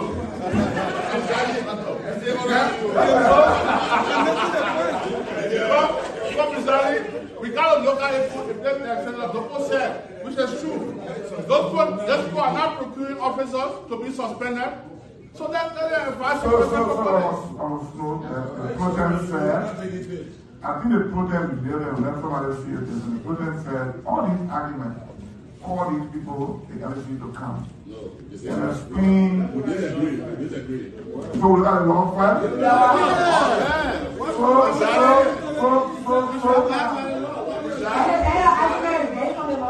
So that got a motion, and then the committee on judiciary look at it and report Tuesday, let's see. Who know the judicial committee? The secretary, like he said, what are not declare asset. When we all declare asset, then we call LSCC here to say the law will pass there. We didn't meet commissioner, township, chief, and this and that. But we first, we must do the law. That's my issue. Institutionally, we must show proof that we did that. Chairman, Tuesday, please. Look at all the issues. Conflict and not declare asset. So I will be investigating for you.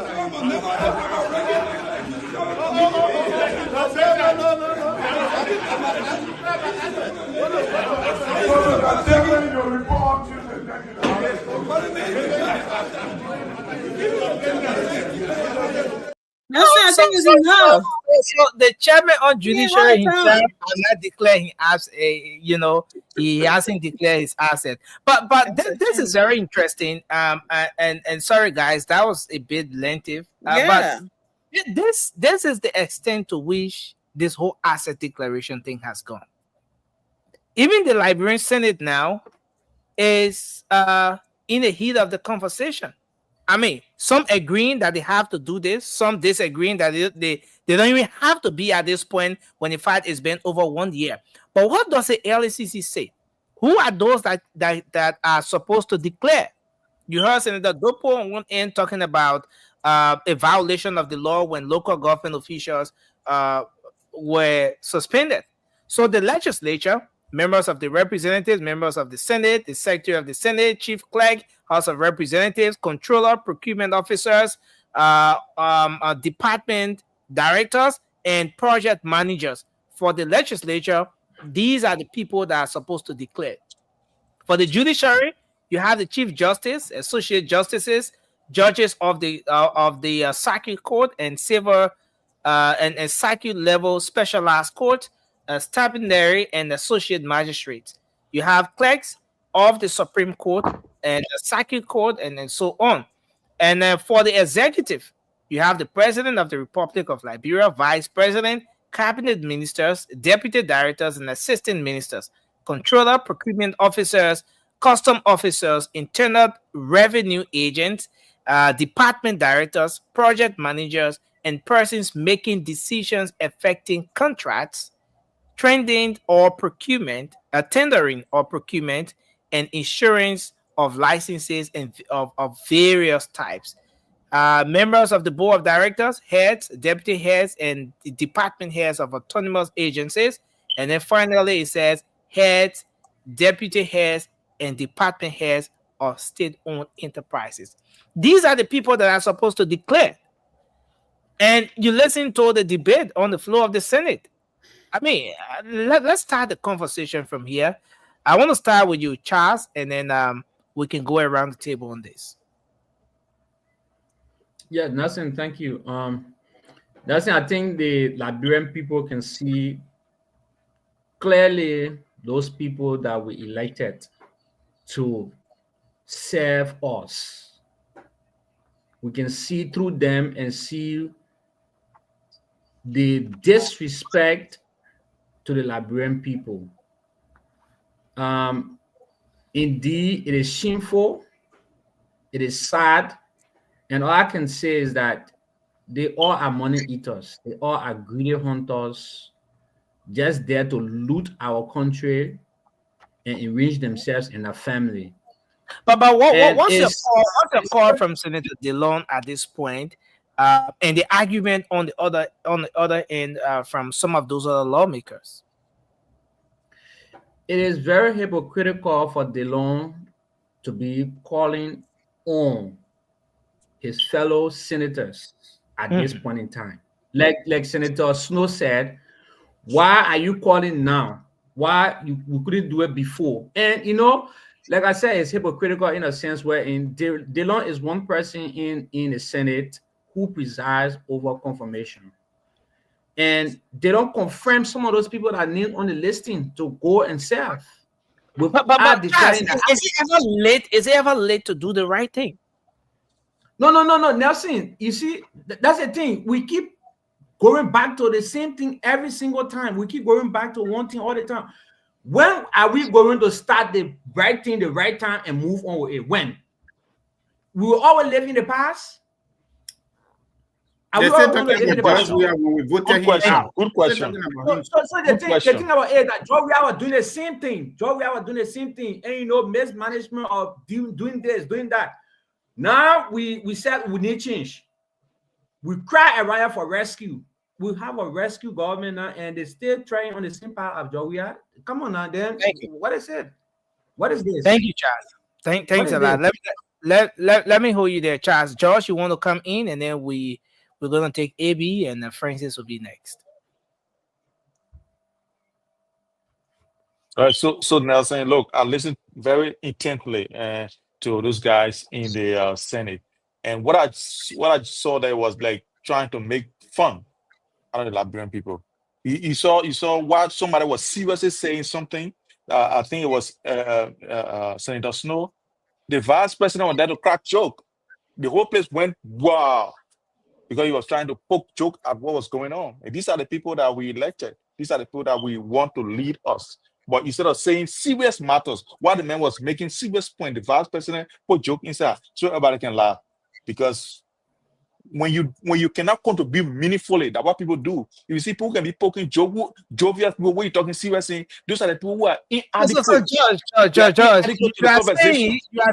you are saying that when we're having serious conversation on this show, and you try to soften the ground, you try to crack some jokes, then it means that you have no meaningful contribution to make to the conversation. Is that what we are getting from this? Nelson, that's not the case here. Nelson, there are two things that happen all the time. That's not the case. If there's tension, I would diffuse it with some joke. But this was a serious matter. There was no tension. This guy was trying to make a point. There was no hollering. There was no hollering, Nelson. There was no hollering. He was making a point. And people, the whole county is in disarray because every one of them there, the local government, they were all suspended. And this guy is trying to talk serious matter, and the vice president there to put joke. Now saying there was no tension. We break tension by joking. You know what I mean? But this one was a serious matter at hand that the vice president should be concerned with primarily. To see that, to make sure that the local government, because without a family, you can't have a community. So this local government that the government, the RRL as a whole was not functioning because they all been suspended. That's what the vice president should be concerned with, but he was making joke. And that's it. I just don't also like Senator DeLon. And that's why I would make sure that he's on CTEC coming the next election. Because he always want to score a political point, Nelson.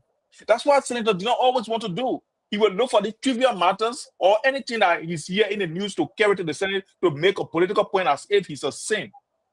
And that's wrong. So Josh, let's when you were basically recommending people to the president to employ them, he was not, asking these questions. Now, like all the people that he wanted to employ, now they're all very employed. He's coming back to say now, we that leading them. When you cannot even ask the people those questions. That's it. But what do you make of his call? He's saying that 15 of his colleagues are yet to declare their asset. They need to declare their asset if that body was being in the right position to carry on their oversight responsibility. What do you make of that call?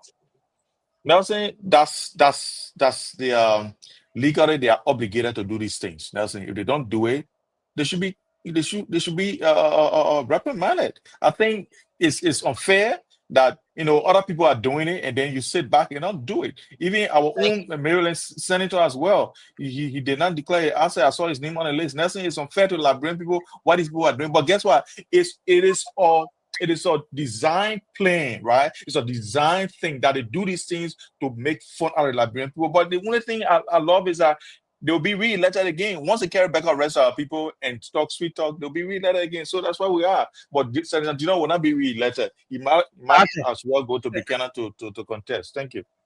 Thank you very much. Let's hold you there and bring in our brother AB. Then Francis will be next. Nelson, I like Senator Dillon so much. That is our light. The light in the darkness. Nancy, let me say thank you to Senator Dillon for flagging this issue on the Senate floor. And I agree 100% with Senator Edwin Melvin Snow. All these asset declaration issues, it is the Senate that is responsible. If what the senators said, if they could have done that, to say before we send your report to the president, we'll hold on to your report until you can be able to show a proof of your asset declarations. Where we are today will not be there. But again, the light in the darkness made a salient point.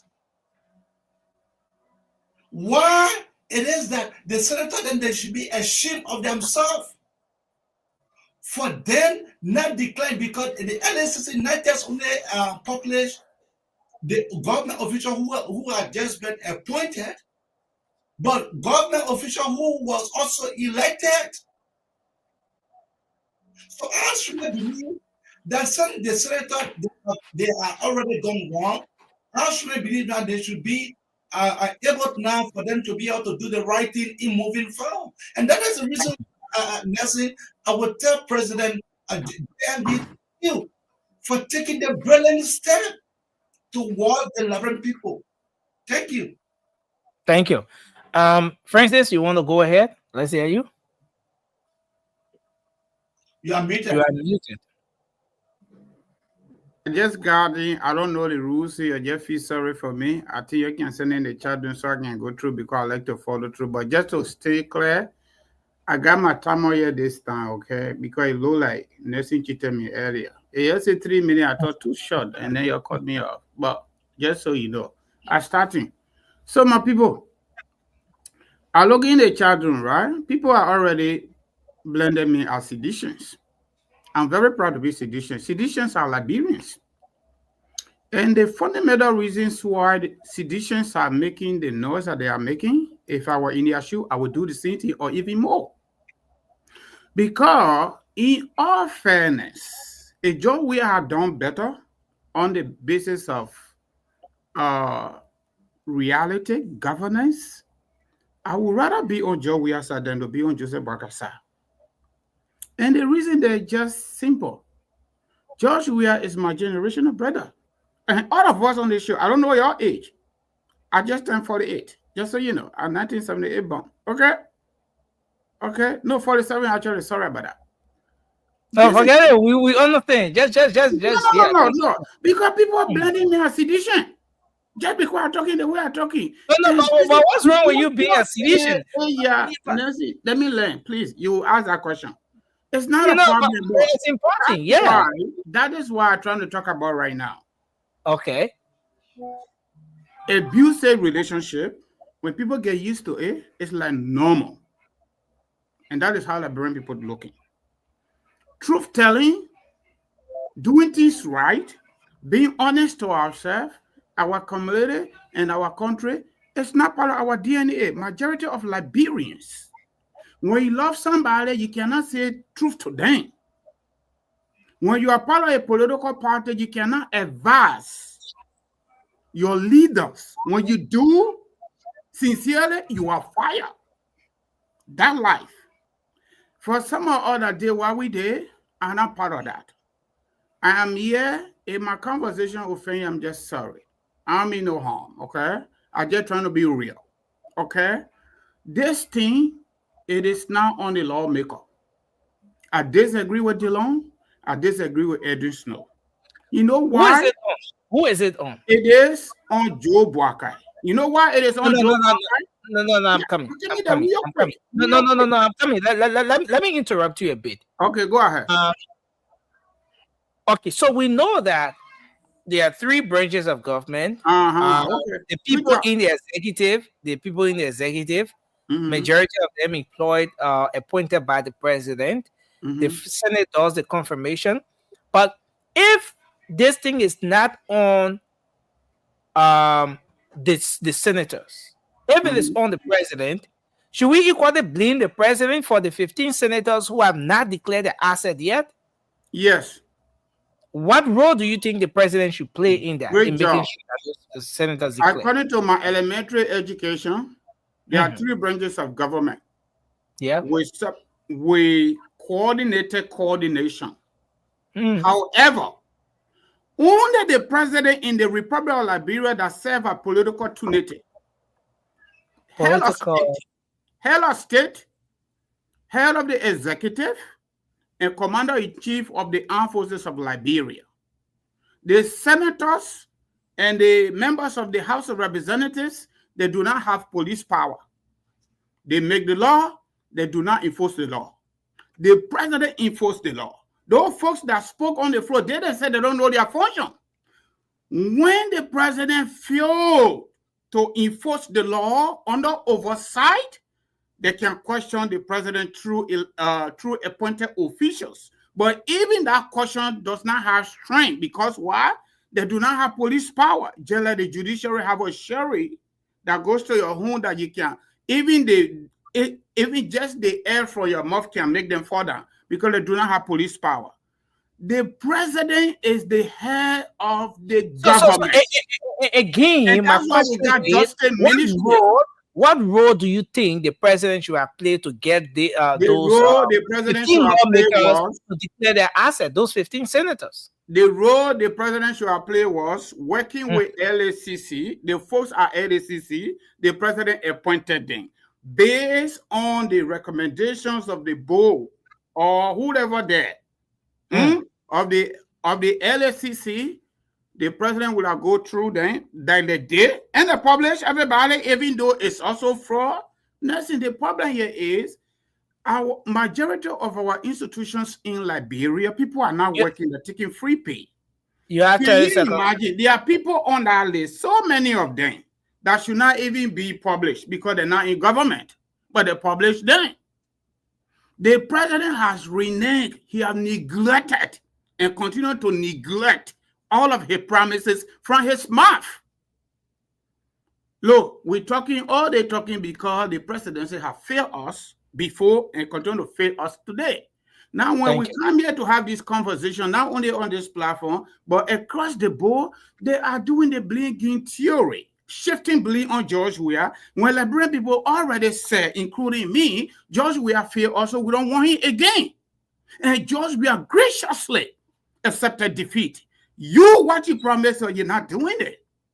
So who should we hold responsible? Everything we put it on George Weah yesterday because he was the leader of the government at the time. That they now say the speaker government or the pro-tem government or the vice president government. They said the president government, which was George Weah at the time. This time, it's Joe Boakai government. President, that is talking ahead in Nelson. Thank you very much. Yeah. So let's take Vasco. George, I don't know where you come from with this issue, man. I mean, yeah, we have cross views on the show, and every individual is. Yes, we monitor you. We monitor you on the show. Please go ahead, Vasco. Vasco, go ahead. So, yeah, Nelson, look, I want to agree with my brother Francis. You see all the noise we're making around here for asset declaration, even coming from the wing of the Senate. Next, the form of government that we run in Liberia, people look. Now, most people don't know in our country, we always shift the blame on the president because that's the person everybody looking at. But we know there were 3 separate branches of government. But people look at the president to set example for the rest of the branches to follow. So if we had a serious president, especially the president is supposed to turn our country around, Nancy, based on his experience. You know, when we sit here to talk sometimes, our men won't be shaping, bring on George Weah. George Weah is not a politician. George Weah came from the football field, boy who made senator, from them who gave him the presidency. Then I bring people say, okay, George Weah, we not set it for our UDCs yet. They paper been the government for 40 some more years. He know how to do every little thing. So that gave it to him. We gave it to him. And we hear you want to shut our mouth. We shouldn't talk. But we have the most experienced man up there as president. And the whole country just upside down. Today we're running. We want to praise him because he allowed his official to steal for 1 year. And today he just bring part of spirit and all kinds of day by the name and put it up and say he suspend them. So Nancy, if the president is going to start taking action from the early beginning of the administration, I'm telling you, the senator are going to be in line. What do you mean by spirit? Who is spirit here? Go look for some of the people that on that list. Some people die on that list. You don't see it? You journalist, man. Come on. Listen, guys. But the thing is, how many other people going to LCC? Now, let's put it this way. I know a few persons who are not in certain positions or are not in government now, and their names were published. Some of those people have been raising the concerns as well. But where is the listing being published from? Where is the listing coming from? Is it coming from the office of the president? Is it coming from the from the office of the pro tem, the vice president, the speaker? No. Those listings are coming from the LECC.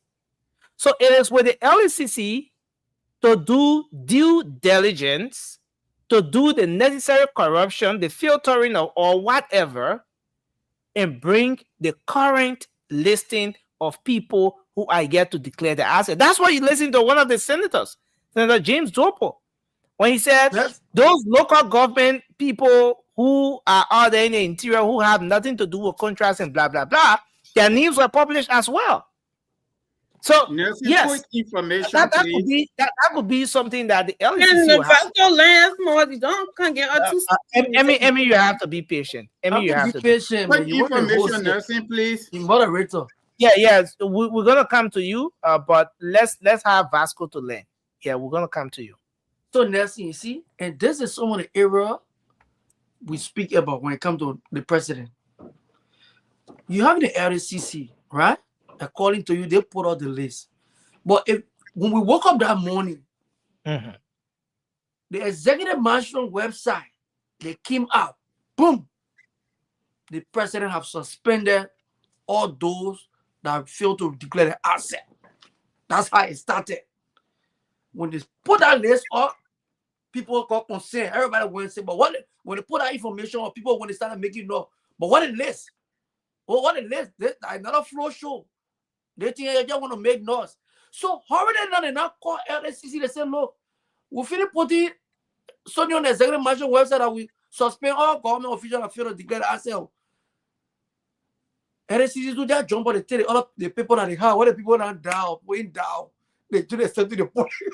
So right there, no coordination, Nelson.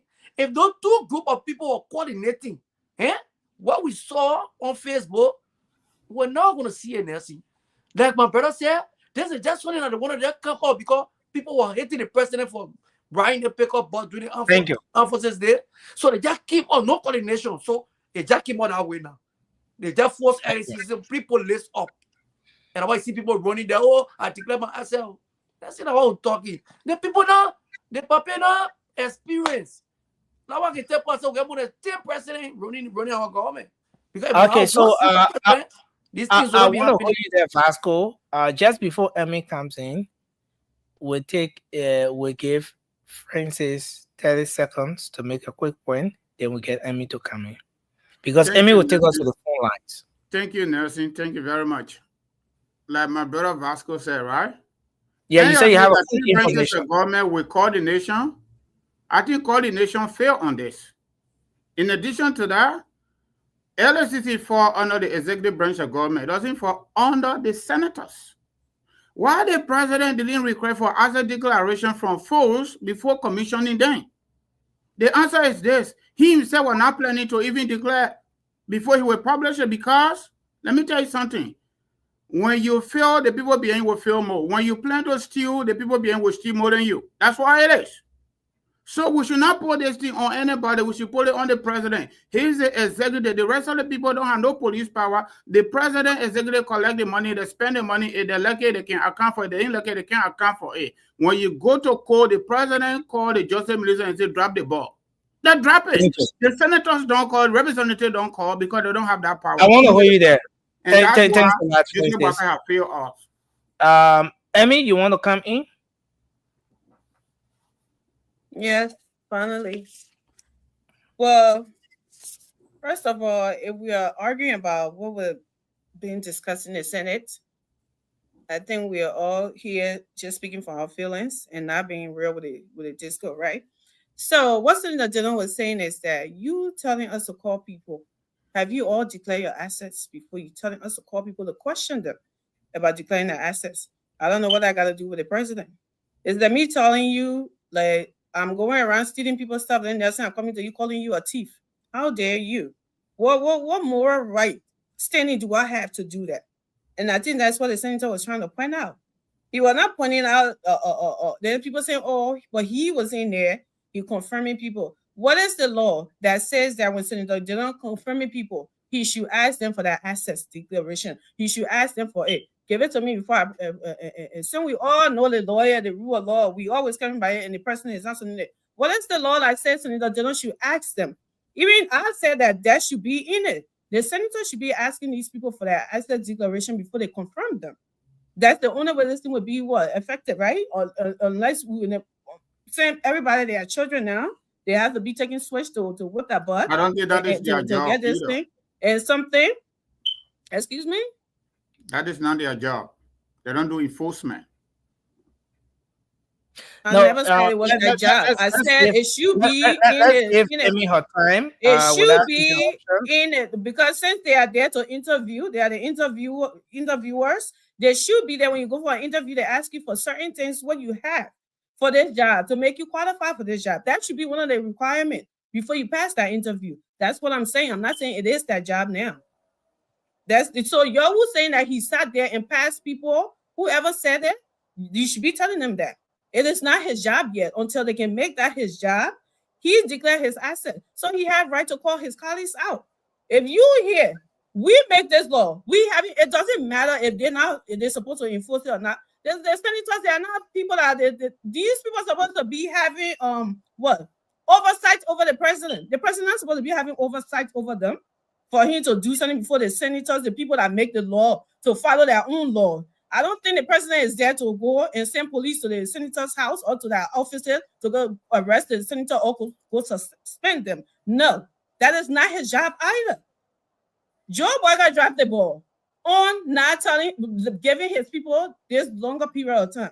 But for you to come in and say that, oh, he's to be blamed for everything, I think we are just speaking out of feelings. That's what this is.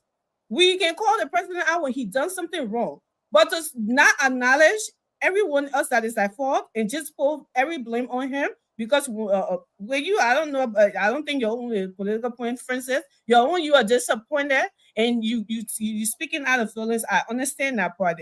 We as well are disappointed, but there are certain places you can be disappointed if you over there something and over there speak, and then when time goes on, you say, oh, okay, I thought this was not going to happen. No. For people like my brother Vasco, I understand where he's coming from. When you say stuff like this, and this is really good, right? That Francis supported JMB, but he had this power, he had the courage to come out here and call him out on things that he feel like he's not doing. which my brother Vasco has never done. When people are calling GMB name, President Weah name, Princess, they're not saying that GMB should follow President Weah footsteps. They are saying people that Vasco have the audacity when he couldn't even call out George Weah on any wrongdoing. I think that's the point they are trying to make. You're making a mistake to think that when they're calling George Weah, they're trying to compare and saying if we were trying to compare and say we want GMB to be like George Weah, then there was no point of removing him. God forbid. That's not what anybody would be saying. So, President, Senator General is in the right place to call out his colleagues. It's in the law. They make the law, right? There's something, the president, the executive order enforce it. But if you're making a law, you put something out that says this is the law, and you're not following the thing that you wrote as the law. Well, how dare you to call somebody and say you're doing oversight? And the whole after declaration thing, after listening to that conversation, it's gonna come later because the people sitting there saying, "Oh, certain people are not supposed to be doing this. The other people are not supposed to be suspended. The other people are not supposed. They're not responsible for declaring assets." So the LSCC, the other calling in, they're supposed to like the send us what the lady name send the person said they need to come and clear this thing out. Okay, these people make the laws and they don't know who they make the law for, and these people, the LSCC, are the one that carry on this function. The LSCC needs to come and say who, when they're sending out lists that these people did not declare their asset, they haven't declared their asset. They're supposed to put all the people names that needed, those people that needed to declare their assets. Those are the people names that's all to put out there, but not saying all government officials. Me, I don't know anything about this thing. I'll be thinking that everybody that will hire. But I didn't know that people are like the senator was saying people are doing contracting and doing all of this, and that's something new to me. I did not know that. So they need to come out and clear this thing out. And they're not updating their list. That has nothing to do with Joe Burger. That has something to do with people that work. Let's say what's her name? Kula Fofana. If a list is being sent to you, you're supposed to look over it as well before you put it out there on the executive national site. You are the press secretary. You should also know who is still in government and who is not. So these people, the LSCC, not updating their list and giving you something to put out there. Those two people, they are the one that in error, and like the person should look into that and be telling. I mean, somebody should take responsibility, but I don't think it's the president. This is what I said to them on the call. We cannot hold the president for these little things. That's why he appointed these people to do it. Now, when these things come out. And then when something wrong come out and he asked these people that are supposed to let him know, how come I don't know these things? Because that's why he had lieutenants in all these areas to inform him about these things. When they come out to their attention and he doesn't take any action, this is where we beat him up. But now, President Walker not supposed to go to LSCC to know who not declared, who haven't declared. LSCC is supposed to tell them. Yeah, guys. All of y'all just 7 million. All of y'all was talking here for 5 minutes. Amy has spoken for so long. Yeah, Amy has spoken for so long. Don't come here because you let you spoke for too long. Amy, you spoke for too long. You spoke for too long, Amy. Phone lines. We need to go to the phone lines. We need to do. Everyone of y'all for 10 minutes there outside. Yeah, we need. Yeah. I mean, don't mind them. You just find a female card. These people are. No, it's not. They don't like to hear the truth when they not come here and spew that. At least we need to give our sister a little more time since she's the only show. At least we should do that. That's it. 10 seconds, please. You have your 10 seconds. You do all in one. You're closing. Please jot down your points. We're seriously out of time. We need to go to the phone lines, Charles, please. So just jot down your point. You're going to do your closing at once. You're going to just. That's it. I think we all will be monitoring the time here now.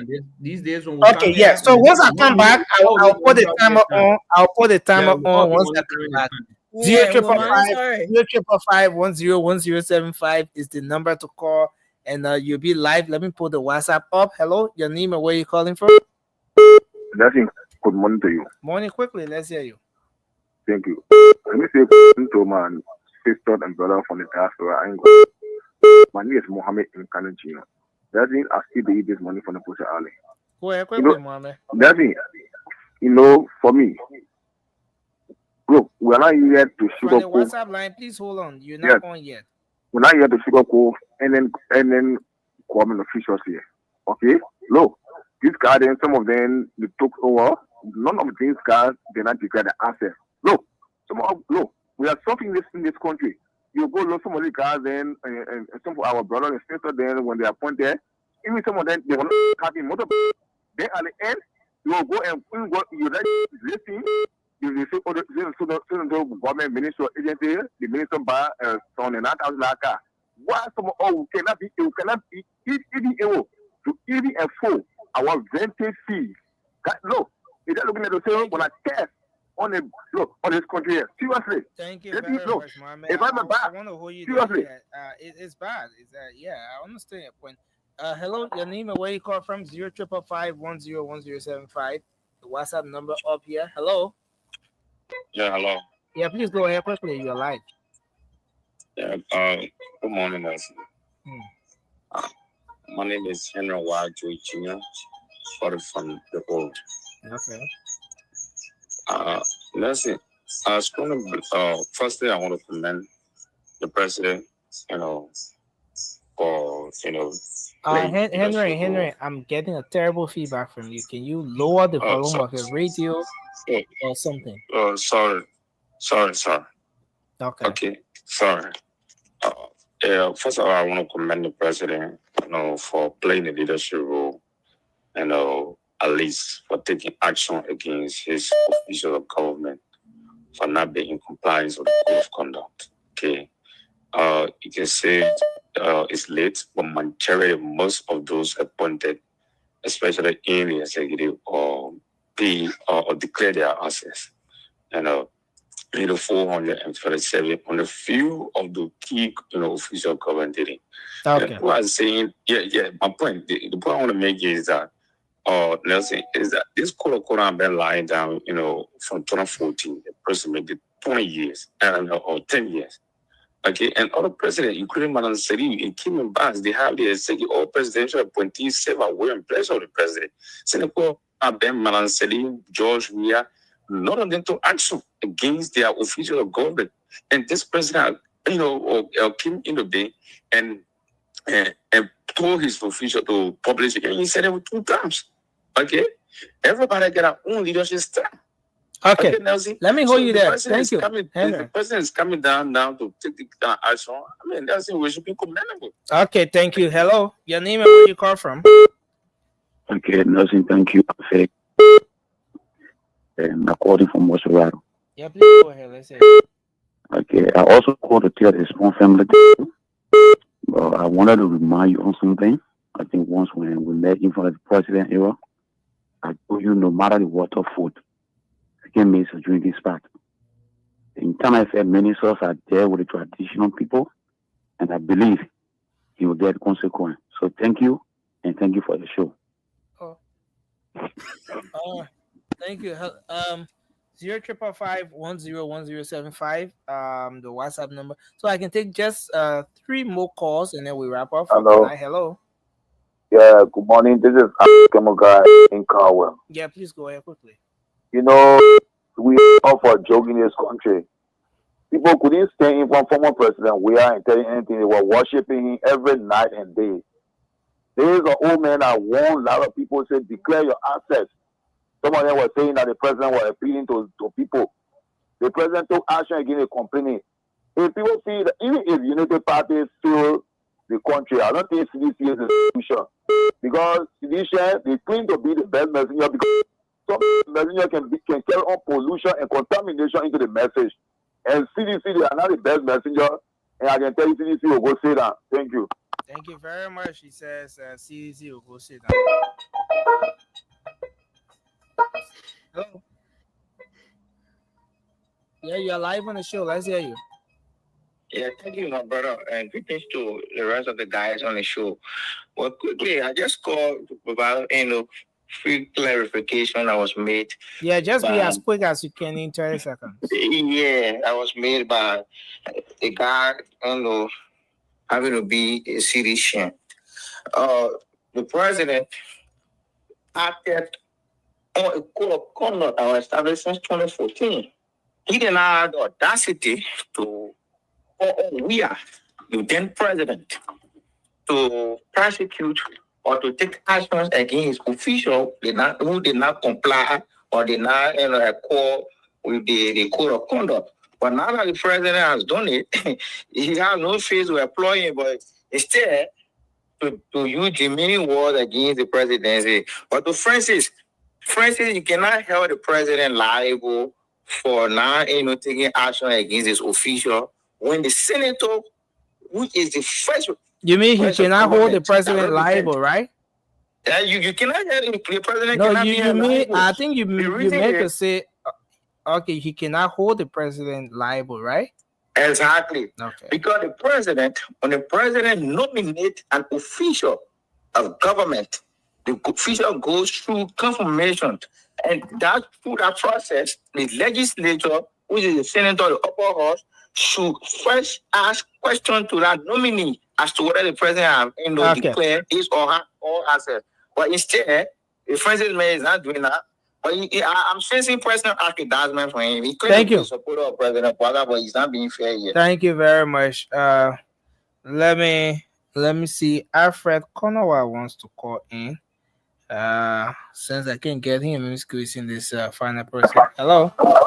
Yeah, good morning, Nancy. Yeah, please go ahead quickly.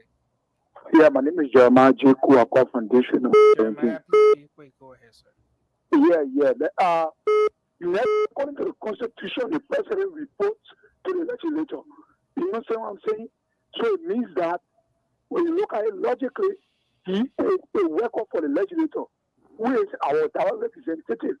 So how can this man, they may not have power to suspend these people? How can he be liable for senators not declaring assets? How can he? And nominees go over there for confirmation. It's job interview. So you should also ask these people before they be confirmed. Thank you very much for your input. Let me squeeze this one real quick. Hello. Hi, my name is Munel Kishan. You call me the General. How are you? And I just want to add my voice to what Dillon said. And I think most people really never understood him. Dillon is saying that as an elected officials, they're supposed to declare the asset first. Now, when you declare your asset, you can call the LECC boss while you put the other commissioner or whatever. But you, as an elected official, because you're supposed to declare your asset before taking seats, the officials, they confirm you and they give you time, I think 10 days or so, to declare your asset. That one the president can take. So I commend the president again, at least for the first time we see a president suspending almost the entire government for not declaring the asset, because Madam Shelley, even President Weah never did it. So you give the president a little bit of thing. You should take your feelings out of and talk show, please. Let us get the right thing. That's all I'm going to say. You take your feelings out. Don't speak with your emotions. Let us speak the truth. Whether you like the person or not, but let the truth be said. They don't say it right, but people can't understand what they were trying to say. Thank you very much. Thanks a lot for your input tonight. That's how we like to end it up on the call-in segment. I saw Alfred was trying to call in. Let me just see if I can squeeze him in finally. Alfred, you are not a panelist tonight. You have 30 seconds. Please make the maximum of it. Go ahead. Very much, Darcy. And I want to say good evening to all of our people and to our esteemed panelists tonight discussing the issue. Nancy, like I always said, I believe, and I want to still believe, that the fish gets to start to get rotting from the head. Okay. The question tonight I have is, how long will Joe Boga take to take action? How long? How long? If the people are listening to me tonight, I want to ask the president directly, Mr. President, how long will you take 20 to seconds. take action 20 seconds in a exhausted. country, 10 seconds remaining. in a country where thousands of your people are unemployed? How long will you take to take action? Thank you very much tonight. Thank you very much for that question, Alfred Konowa. That's all we've got time for tonight. I think we can go across the table and do our closing. Charles, you want to start your closing? Yes. So Again, it was a wonderful show. But Nelson, let me speak to the issue about the LACC whole thing, right? LACC have a strict kind of rules, a strict procedures. LACC part 10.1 of LACC law, it says before you take office, you should declare your assets. And thereafter, 3 years, you should also declare your assets again. If you have been fired from the job, you should declare your assets again. And so there are too many things. So CDC government was in fault. They didn't follow the rules. This government also didn't follow the rules. Even the DeLong man that is asking his colleagues today to declare their assets, he said he didn't follow the rules. Because before he took office, he didn't declare his assets. And so that's why I said he sat in that chamber and confirmed people, which of course that he had the access, he had a means to ask them, where is your assets declaration? Have you declared your assets? He had the power to do that. He just confirmed a governor, the central bank governor, he just confirmed the central bank governor. He didn't ask that question. Is the central bank governor new on that listing? Or is the central bank governor has declared his assets? Look, we need to be very honest to Liberia, not just to individual. We have to be honest to Liberia as a country. All of these things that's going on, those people not in our interest. They're not in the common man interest. Our people are suffering, dying over there from starvation. But they're there taking our money and acting as if to say they are in our interest. They come out there to get political, or just to win political favor or get some political kind of points and come out and just putting out there in the public. It's unfair. How long will it last for? How long will that advocate last for? There was the same gentleman who came on platform here and said he's not going to say anything again about salary reduction and this and that and that and this. He's not going to sustain it. Saying the Liberian people don't want to join him. Is it something that he's just going to say today and tomorrow he come back again and say he's not going to do this? We cannot be that heartless to our people. We cannot be that so bad to our people. Our people need us more than we need those leaders. They need to be in our interest instead of being in other people's interest. And it's so unfortunate that people will just see it the way they see it. LACC law is clear, very clear. They say when to declare, how to declare, what to everything is there. It's on their website. It's not that it's got the form and how to fill out the form to declare your assets is on the website. So before going to the office, why can't you just go there and get it from there and declare your assets? Is that simple? Is that so simple? And then people will come in and want to patch it because they are supporting United Party. We know that CDC government did it the wrong way. United Party now is doing it the wrong way. Why can't we speak about A? And we have to just take side and just run with A. The law is clear. It's very clear. Charles, thanks a lot. Can we agree on 2 minutes each for closing? Because Charles, no. Charles have 4 minutes. I didn't take 2 minutes. I didn't take 2 minutes. Then yes, you did. You started. That's not over there. That's not over. 2 minutes. 2 minutes. Plenty. So start over. Wait. You started at 2 minutes. You keep your own. We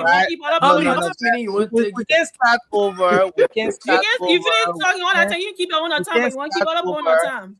Oh, no, but all right, I will time you now. 1 minute each. I will time you. You spoke for 4 minutes. Almost you talking about time. I mean, I will time you. Okay, so guys, let's make progress. We exhausting a lot of time, even with the conversation. I was looking at the time. Please go ahead, Vasco. So I see there's a follower here who says he has a story or so. You're on YouTube, so it's difficult for me to connect with you. So I'll put my information here. You can reach out to me on the information I'll put up here. I can't reach out to you because you're on YouTube. I don't know how. But go ahead, Charles. Not Charles, but Charles. But how can if you face or fail on the front, thank you. If you position yourself on the front, It was a great Nelson, and I know you see a lot of people when we come here, we speak the fight, and people say, "Oh, we put our feelings into the whole stuff." Why should Oh, we? are you the one the caller? Were you the person the caller was addressing? We are going. We are saying the fact now. We are telling you that the So you president. find yourself within that bracket. I Saki found Mochi myself. fight. Yeah. We don't want to talk. Saki Mochi fight. Yeah. We don't want to talk into. That's it. And I just said, I asked myself. They told you clearly before anybody enter in this room here. Take out your slipper before you enter the room. You just wait, you do your slipper before you jump in the room. Every time you come in our room for a whole year, then after a year now you are going in the room, you say, "Oh, I forget about told me the last time before I enter the room. Say the beginning part of the year, I should take out my slipper. So that day you took out your slipper, we should commend you." No. We didn't expect the president to behave the way he's behaving. 42 years of experience. This is very sad. Let me friend, President Baka. He is the last person in your generation. No more old person like bro. No look at anybody, even 79, 80 years old, to make you president again. And you people see the disaster coming for like bro, the shame. More dangerous things will happen to our country. In as much this man remain as president, he cannot make it. He's not in charge. You cannot have a country that the head of the country is not in charge. The president of the country is not in charge. Anybody can just work and do what they want to do. They will still sitting there thinking, "Oh yeah, that brother will get better. That brother will get better." And I want to commend my brother Francis. None of you people here ran campaign. Francis went like bro more than 2 times. Even during the campaign, Francis went not just, he didn't just sit in Monserrato. He went to Lofa. I saw him. So then the man can sit down, he see the wrong thing going on. Then when he talking, people say he's sedition. The mistake we made as sedition, when we saw the wrong, we didn't say it. But you people are experienced people. Don't listen. You people are the most experienced people. I see my brother AB can say that he see no wrong. And I hear he and Francis had that show. Today, in a year time, in few months, Francis started speaking out on the wrongs that Baka was doing in the government. But up to today now, the wrongs, they are intensifying. So at least, I want to say thank you, continue, Francis. History will judge people like you. Thank you, Vasco. They are judging you right now. Go ahead, Josh. That Francis, yeah, go ahead, Francis. You are not close. You are close. You will be over me. My people, you're taking plenty for allowing me to express my thoughts. You know, it is just sad. It's not just about Joseph Boakai. I think there is a fundamental things wrong with our entire governance system in Liberia, not just today, but from the foundation of the country, based on my own research. If you can remember, we had 14-year senseless, brutal civil war. Murder, according to media report, both local and international, about 250,000 people got murdered due to bad governance. And those behaviors that occur, we all know it. If you were not born, okay, that's fine. But we're able to read it. We listen to folks at TRC and everything. And some of us, we are not in this because we want something. If I want something, I can push my cartoons here that I'm doing right now. But at least I can be sleeping and get paid. That's okay. But the ball starts with the president and end with the president. This is not just today because of Joseph Boakai. It has always been like this, and this is how it is when it comes to democracy. But yeah, I follow 2 modern political philosophers, Thomas Hobbes from England, and the other gentleman that came up with the social contract theory. When we surrender our political rights to a few handful of people on the basis of our own conviction and what they tell, what they promise us. If they don't do well under our kind of system, we speak out and we give them time to slide. When we go to the ballot box, we vote them out. We did it to Joe Weir, we do it to Joe Walker. But this is the thing. All of our Liberians, nobody is more than their friend. They come for us. We cry a lot. We on the side. I mean, are doing small Congo politics, indigenous people, soldier born, not soldier, country with more born soldier, okay, Congo with more born rock. Today, just we are talking today, there is no more Congo person inside the thing yet. That's social country people. We took the country and give it to an adult, 79-year-old papi from my home country. Thank you, Francis. We gave it to him not just because we wanted to, but we thought that he could do better to correct back of our mistakes, not perfection, but based on gradual process to lay down the foundation for this country to shine again. Regrettably, even his own promises against private jet has been violated grossly. He has violated back of the laws that the people who we thought didn't go to school, they didn't have no common sense, they at least play around it. For example, the tenure law. I'm not a lawyer, but I got some idea. The tenure law, we're supposed to go to court through Ministry of Justice. The president in our kind of democracy is not a king and should never be a king. We go to court. We go to court and petition the court. John Brown is in violation. Let the court make that decision. But Joe Buck, and that's why he continued to fail. And I think it's not just about failure, it's about dishonesty, incompetence. Thank you. Yes, it is wrong today because we were wrong yesterday. That's my Thank you. Look, today. Brenda, will say thank you on the show. We need you to round down, please. Okay. All right. Yeah, I will, as we go along, I will learn everything. Send your input in the chat room for me to read. Small. I will learn it. Go ahead. All right, look, today has been a really good show. I think Amy and I agreed today for a very long time. I said, and she backed me up on that. I said that what President Bouaga has done to suspend these people was a weakness, a sign of weakness on his part. And she agreed. It makes him look really weak. And that's something we need to know. But I just want to say to everyone here that I'm not surprised.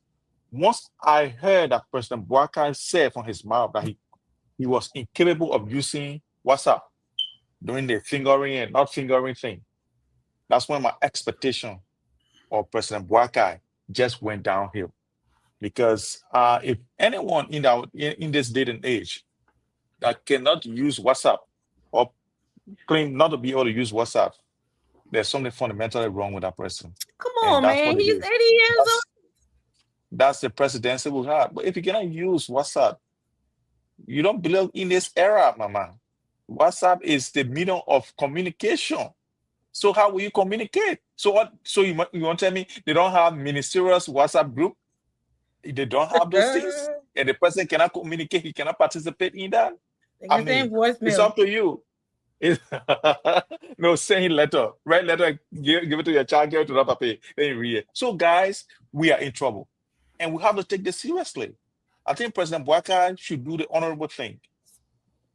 He is incapacitated. He is delinquent. He is, diminishing the powers of the presidency in our country. And I think it's about time that we call a spade a spade. And those of you who are still on his bandwagon, praising all the praises on him, like my brother AB, saying all these things about him, that everything is good. He's building a university in Lofa, which is a good thing. But LU, right next to Executive Mansion, does not have chairs. But he's going to build another one in Lofa. And it is a good thing. And you want us to praise him. No, we will be here. We'll continue to hold his feet to the fire, because I know that this government is full of incompetence and a lot of thievery. And those things, we have to eradicate them.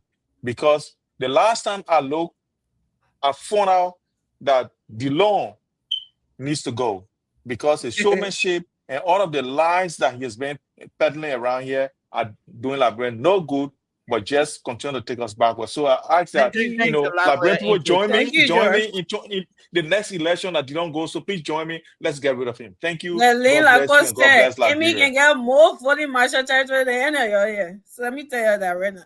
Go ahead, Abby. Nelson, let me tell you thank you for giving us this opportunity.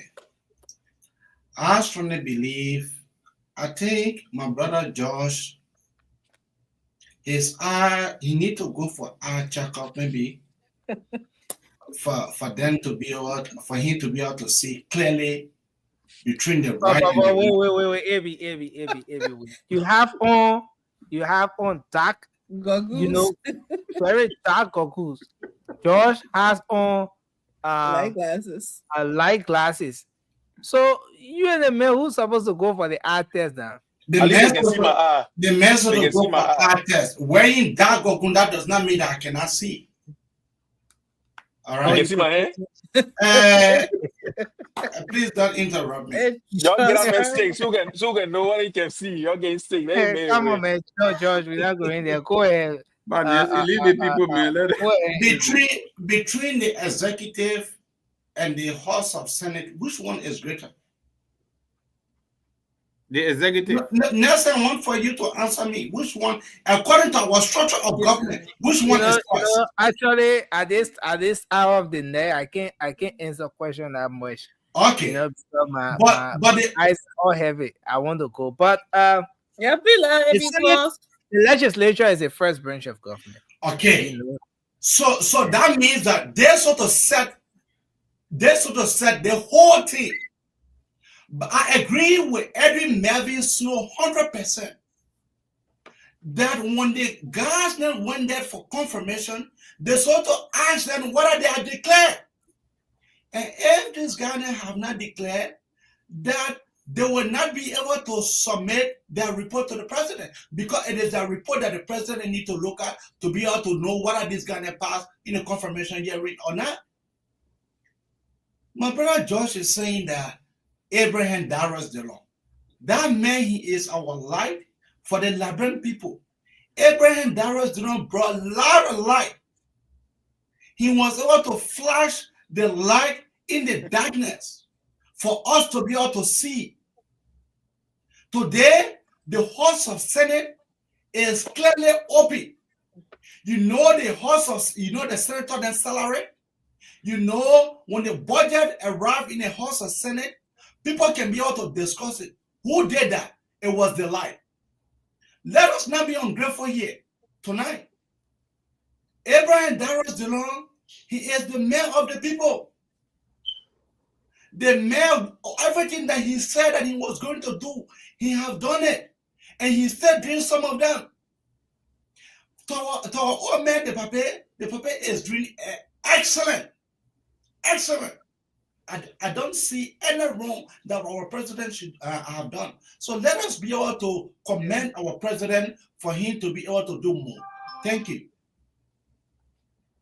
Thank you. Okay. Thanks a lot. I mean, you want to do your closing? Okay, so thank you, Nelson. Thank you everyone for coming and listening to our, grievances together. But anyways, what I think everyone have their own way of looking at things here, and the way I look at what Senator Dillon was saying. First of all, like who said it? George said that Senator Dillon, no, not George, Charles said that Senator Dillon never declared his asset before he took office. That is the lie from the belly of the devil. Senator Dillon has always declared his asset before he took office. So I don't know where he came from with that something. And he is not being hypocritical when he's calling out other people who are not done it. Being a hypocrite, you are not done something, other people from doing it. I think he's calling his colleagues out for being a hypocrite, not the other way around. So Senator Dillon is not being a hypocrite. As it is now, it is not in Senator Dillon's job description to hold people at the Senate because they haven't declared their assets. For people that come here all the time and be running around, the rule of law, the president not fighting the rule of law, this one not rule of law. Certain place you want to be picky about rule of law. You don't want to go across the board when it comes to rule of law, but you want to be that nitpicking stuff, and you call yourself honest, then you come on here, you want, let us be honest, let us be honest. Why don't you take your own advice first before you throw it out there? Senator Dillon has always declared his answer. And what he's saying to his colleagues, I think it only makes sense. You make the law. You should follow your own footsteps. Like people will say, your children, they don't listen to what you do. They follow what you do. So if we come on here also and say that the fish get rotting from their head and that the leader should take, when President walk out, let's say, okay, you always say he declared his answer. When he did it, send everybody told to follow suit. The time he did it, everybody told to follow him to do it that time. What we're saying is that he took long, so he was giving it too much leeway. He was giving it too much time. Kept reminding them. That's where I thought of and was disappointed about. But for us to come here and say he should do it, he haven't done it. And then when he finally does it, we still hold it and beat it on him. What if he wasn't going to do it? He never done it at all. We would be the same people. Some of us would be coming here screaming, yelling, and say he never done it. It's like, damn if you do, damn if you don't. The guy can't even get a passing say. No one is saying the government is so silent and like my brother it be saying that nothing wrong is going. I disagree with that. Yeah, there have been a lot of in my Summit 12 voice, a lot of technical glitches that have been happening. But this is not one of them. I would give him a pass on this one and say that he did something. At least he listened to the put the cry. That's a good thing. The leader listening to his people. When they're crying out, they want something done. He listened and get it done. And we hope that he will do more of this. He will wake up and do more. Instead of us coming here and saying that, oh, he's supposed to be responsible, saying he didn't do it about the Senate. He's supposed to be responsible for the Senate and all of that. That is no. We are misleading our people by saying that the senators supposed to be doing oversight over the executive, not the other way around. So let's not come in and tell our people that you want to be mad at Joe Walker, get mad at him. That's your president. You supported him. Call him out what you feel he's doing it wrong. But to come here and say, oh, put a blanket over what everybody to the three branches of government is doing wrong and say he's responsible for that. I think if anybody did it to Judge Biya, they were wrong there. And they're doing it now, they are wrong. So we should be, critical, but at least reasonable and a little and something as well when we're doing that, instead of just coming and playing the blind eye to everything and say that, oh, he's running everything. And my brother Judge, I did not say, I said when President Walker gave a deadline, the first time he's supposed to follow it. And if he does say he didn't do it, in my book, it make him look like he will make his employees to look at him like a weakling. Thank you. Thank you, Emma. That's what I meant. I did not agree with you on what you said. So let's get that out there. Thanks a lot, Emma. Thank you, I want to hold you there. It was a great show, and I appreciate it. Thank you. I want to say thanks to everyone. It's been a great show. We look forward to being here again tomorrow. To our brother who said he has a very important story. Again, these are my contact information. You can reach out to me. We will have to verify the story before getting it on or whatever. We can just put you on the radio. This is a powerful network, and as we sit here, we're speaking to thousands of people across Liberia and across social media, and people will come back to watch the show.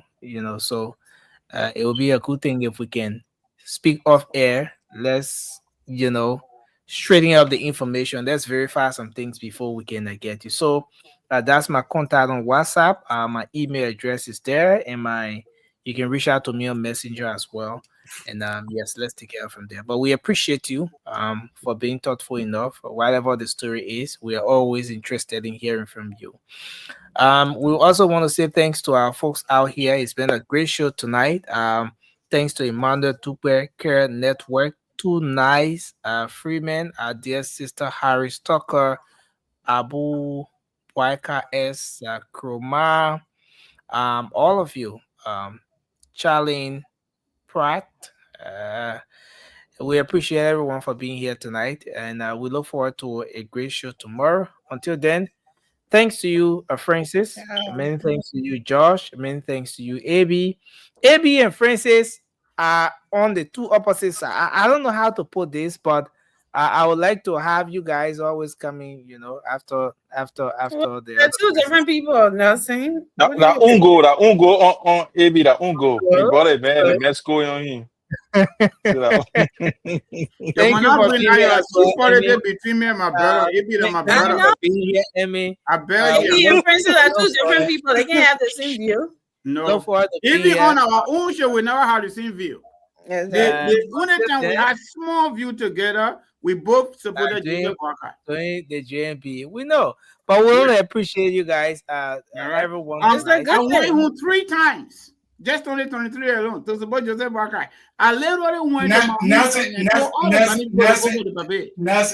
let us end the show. Okay. Thank you very much. We did a voter registration. I went there to vote and I It's been a good show, guys.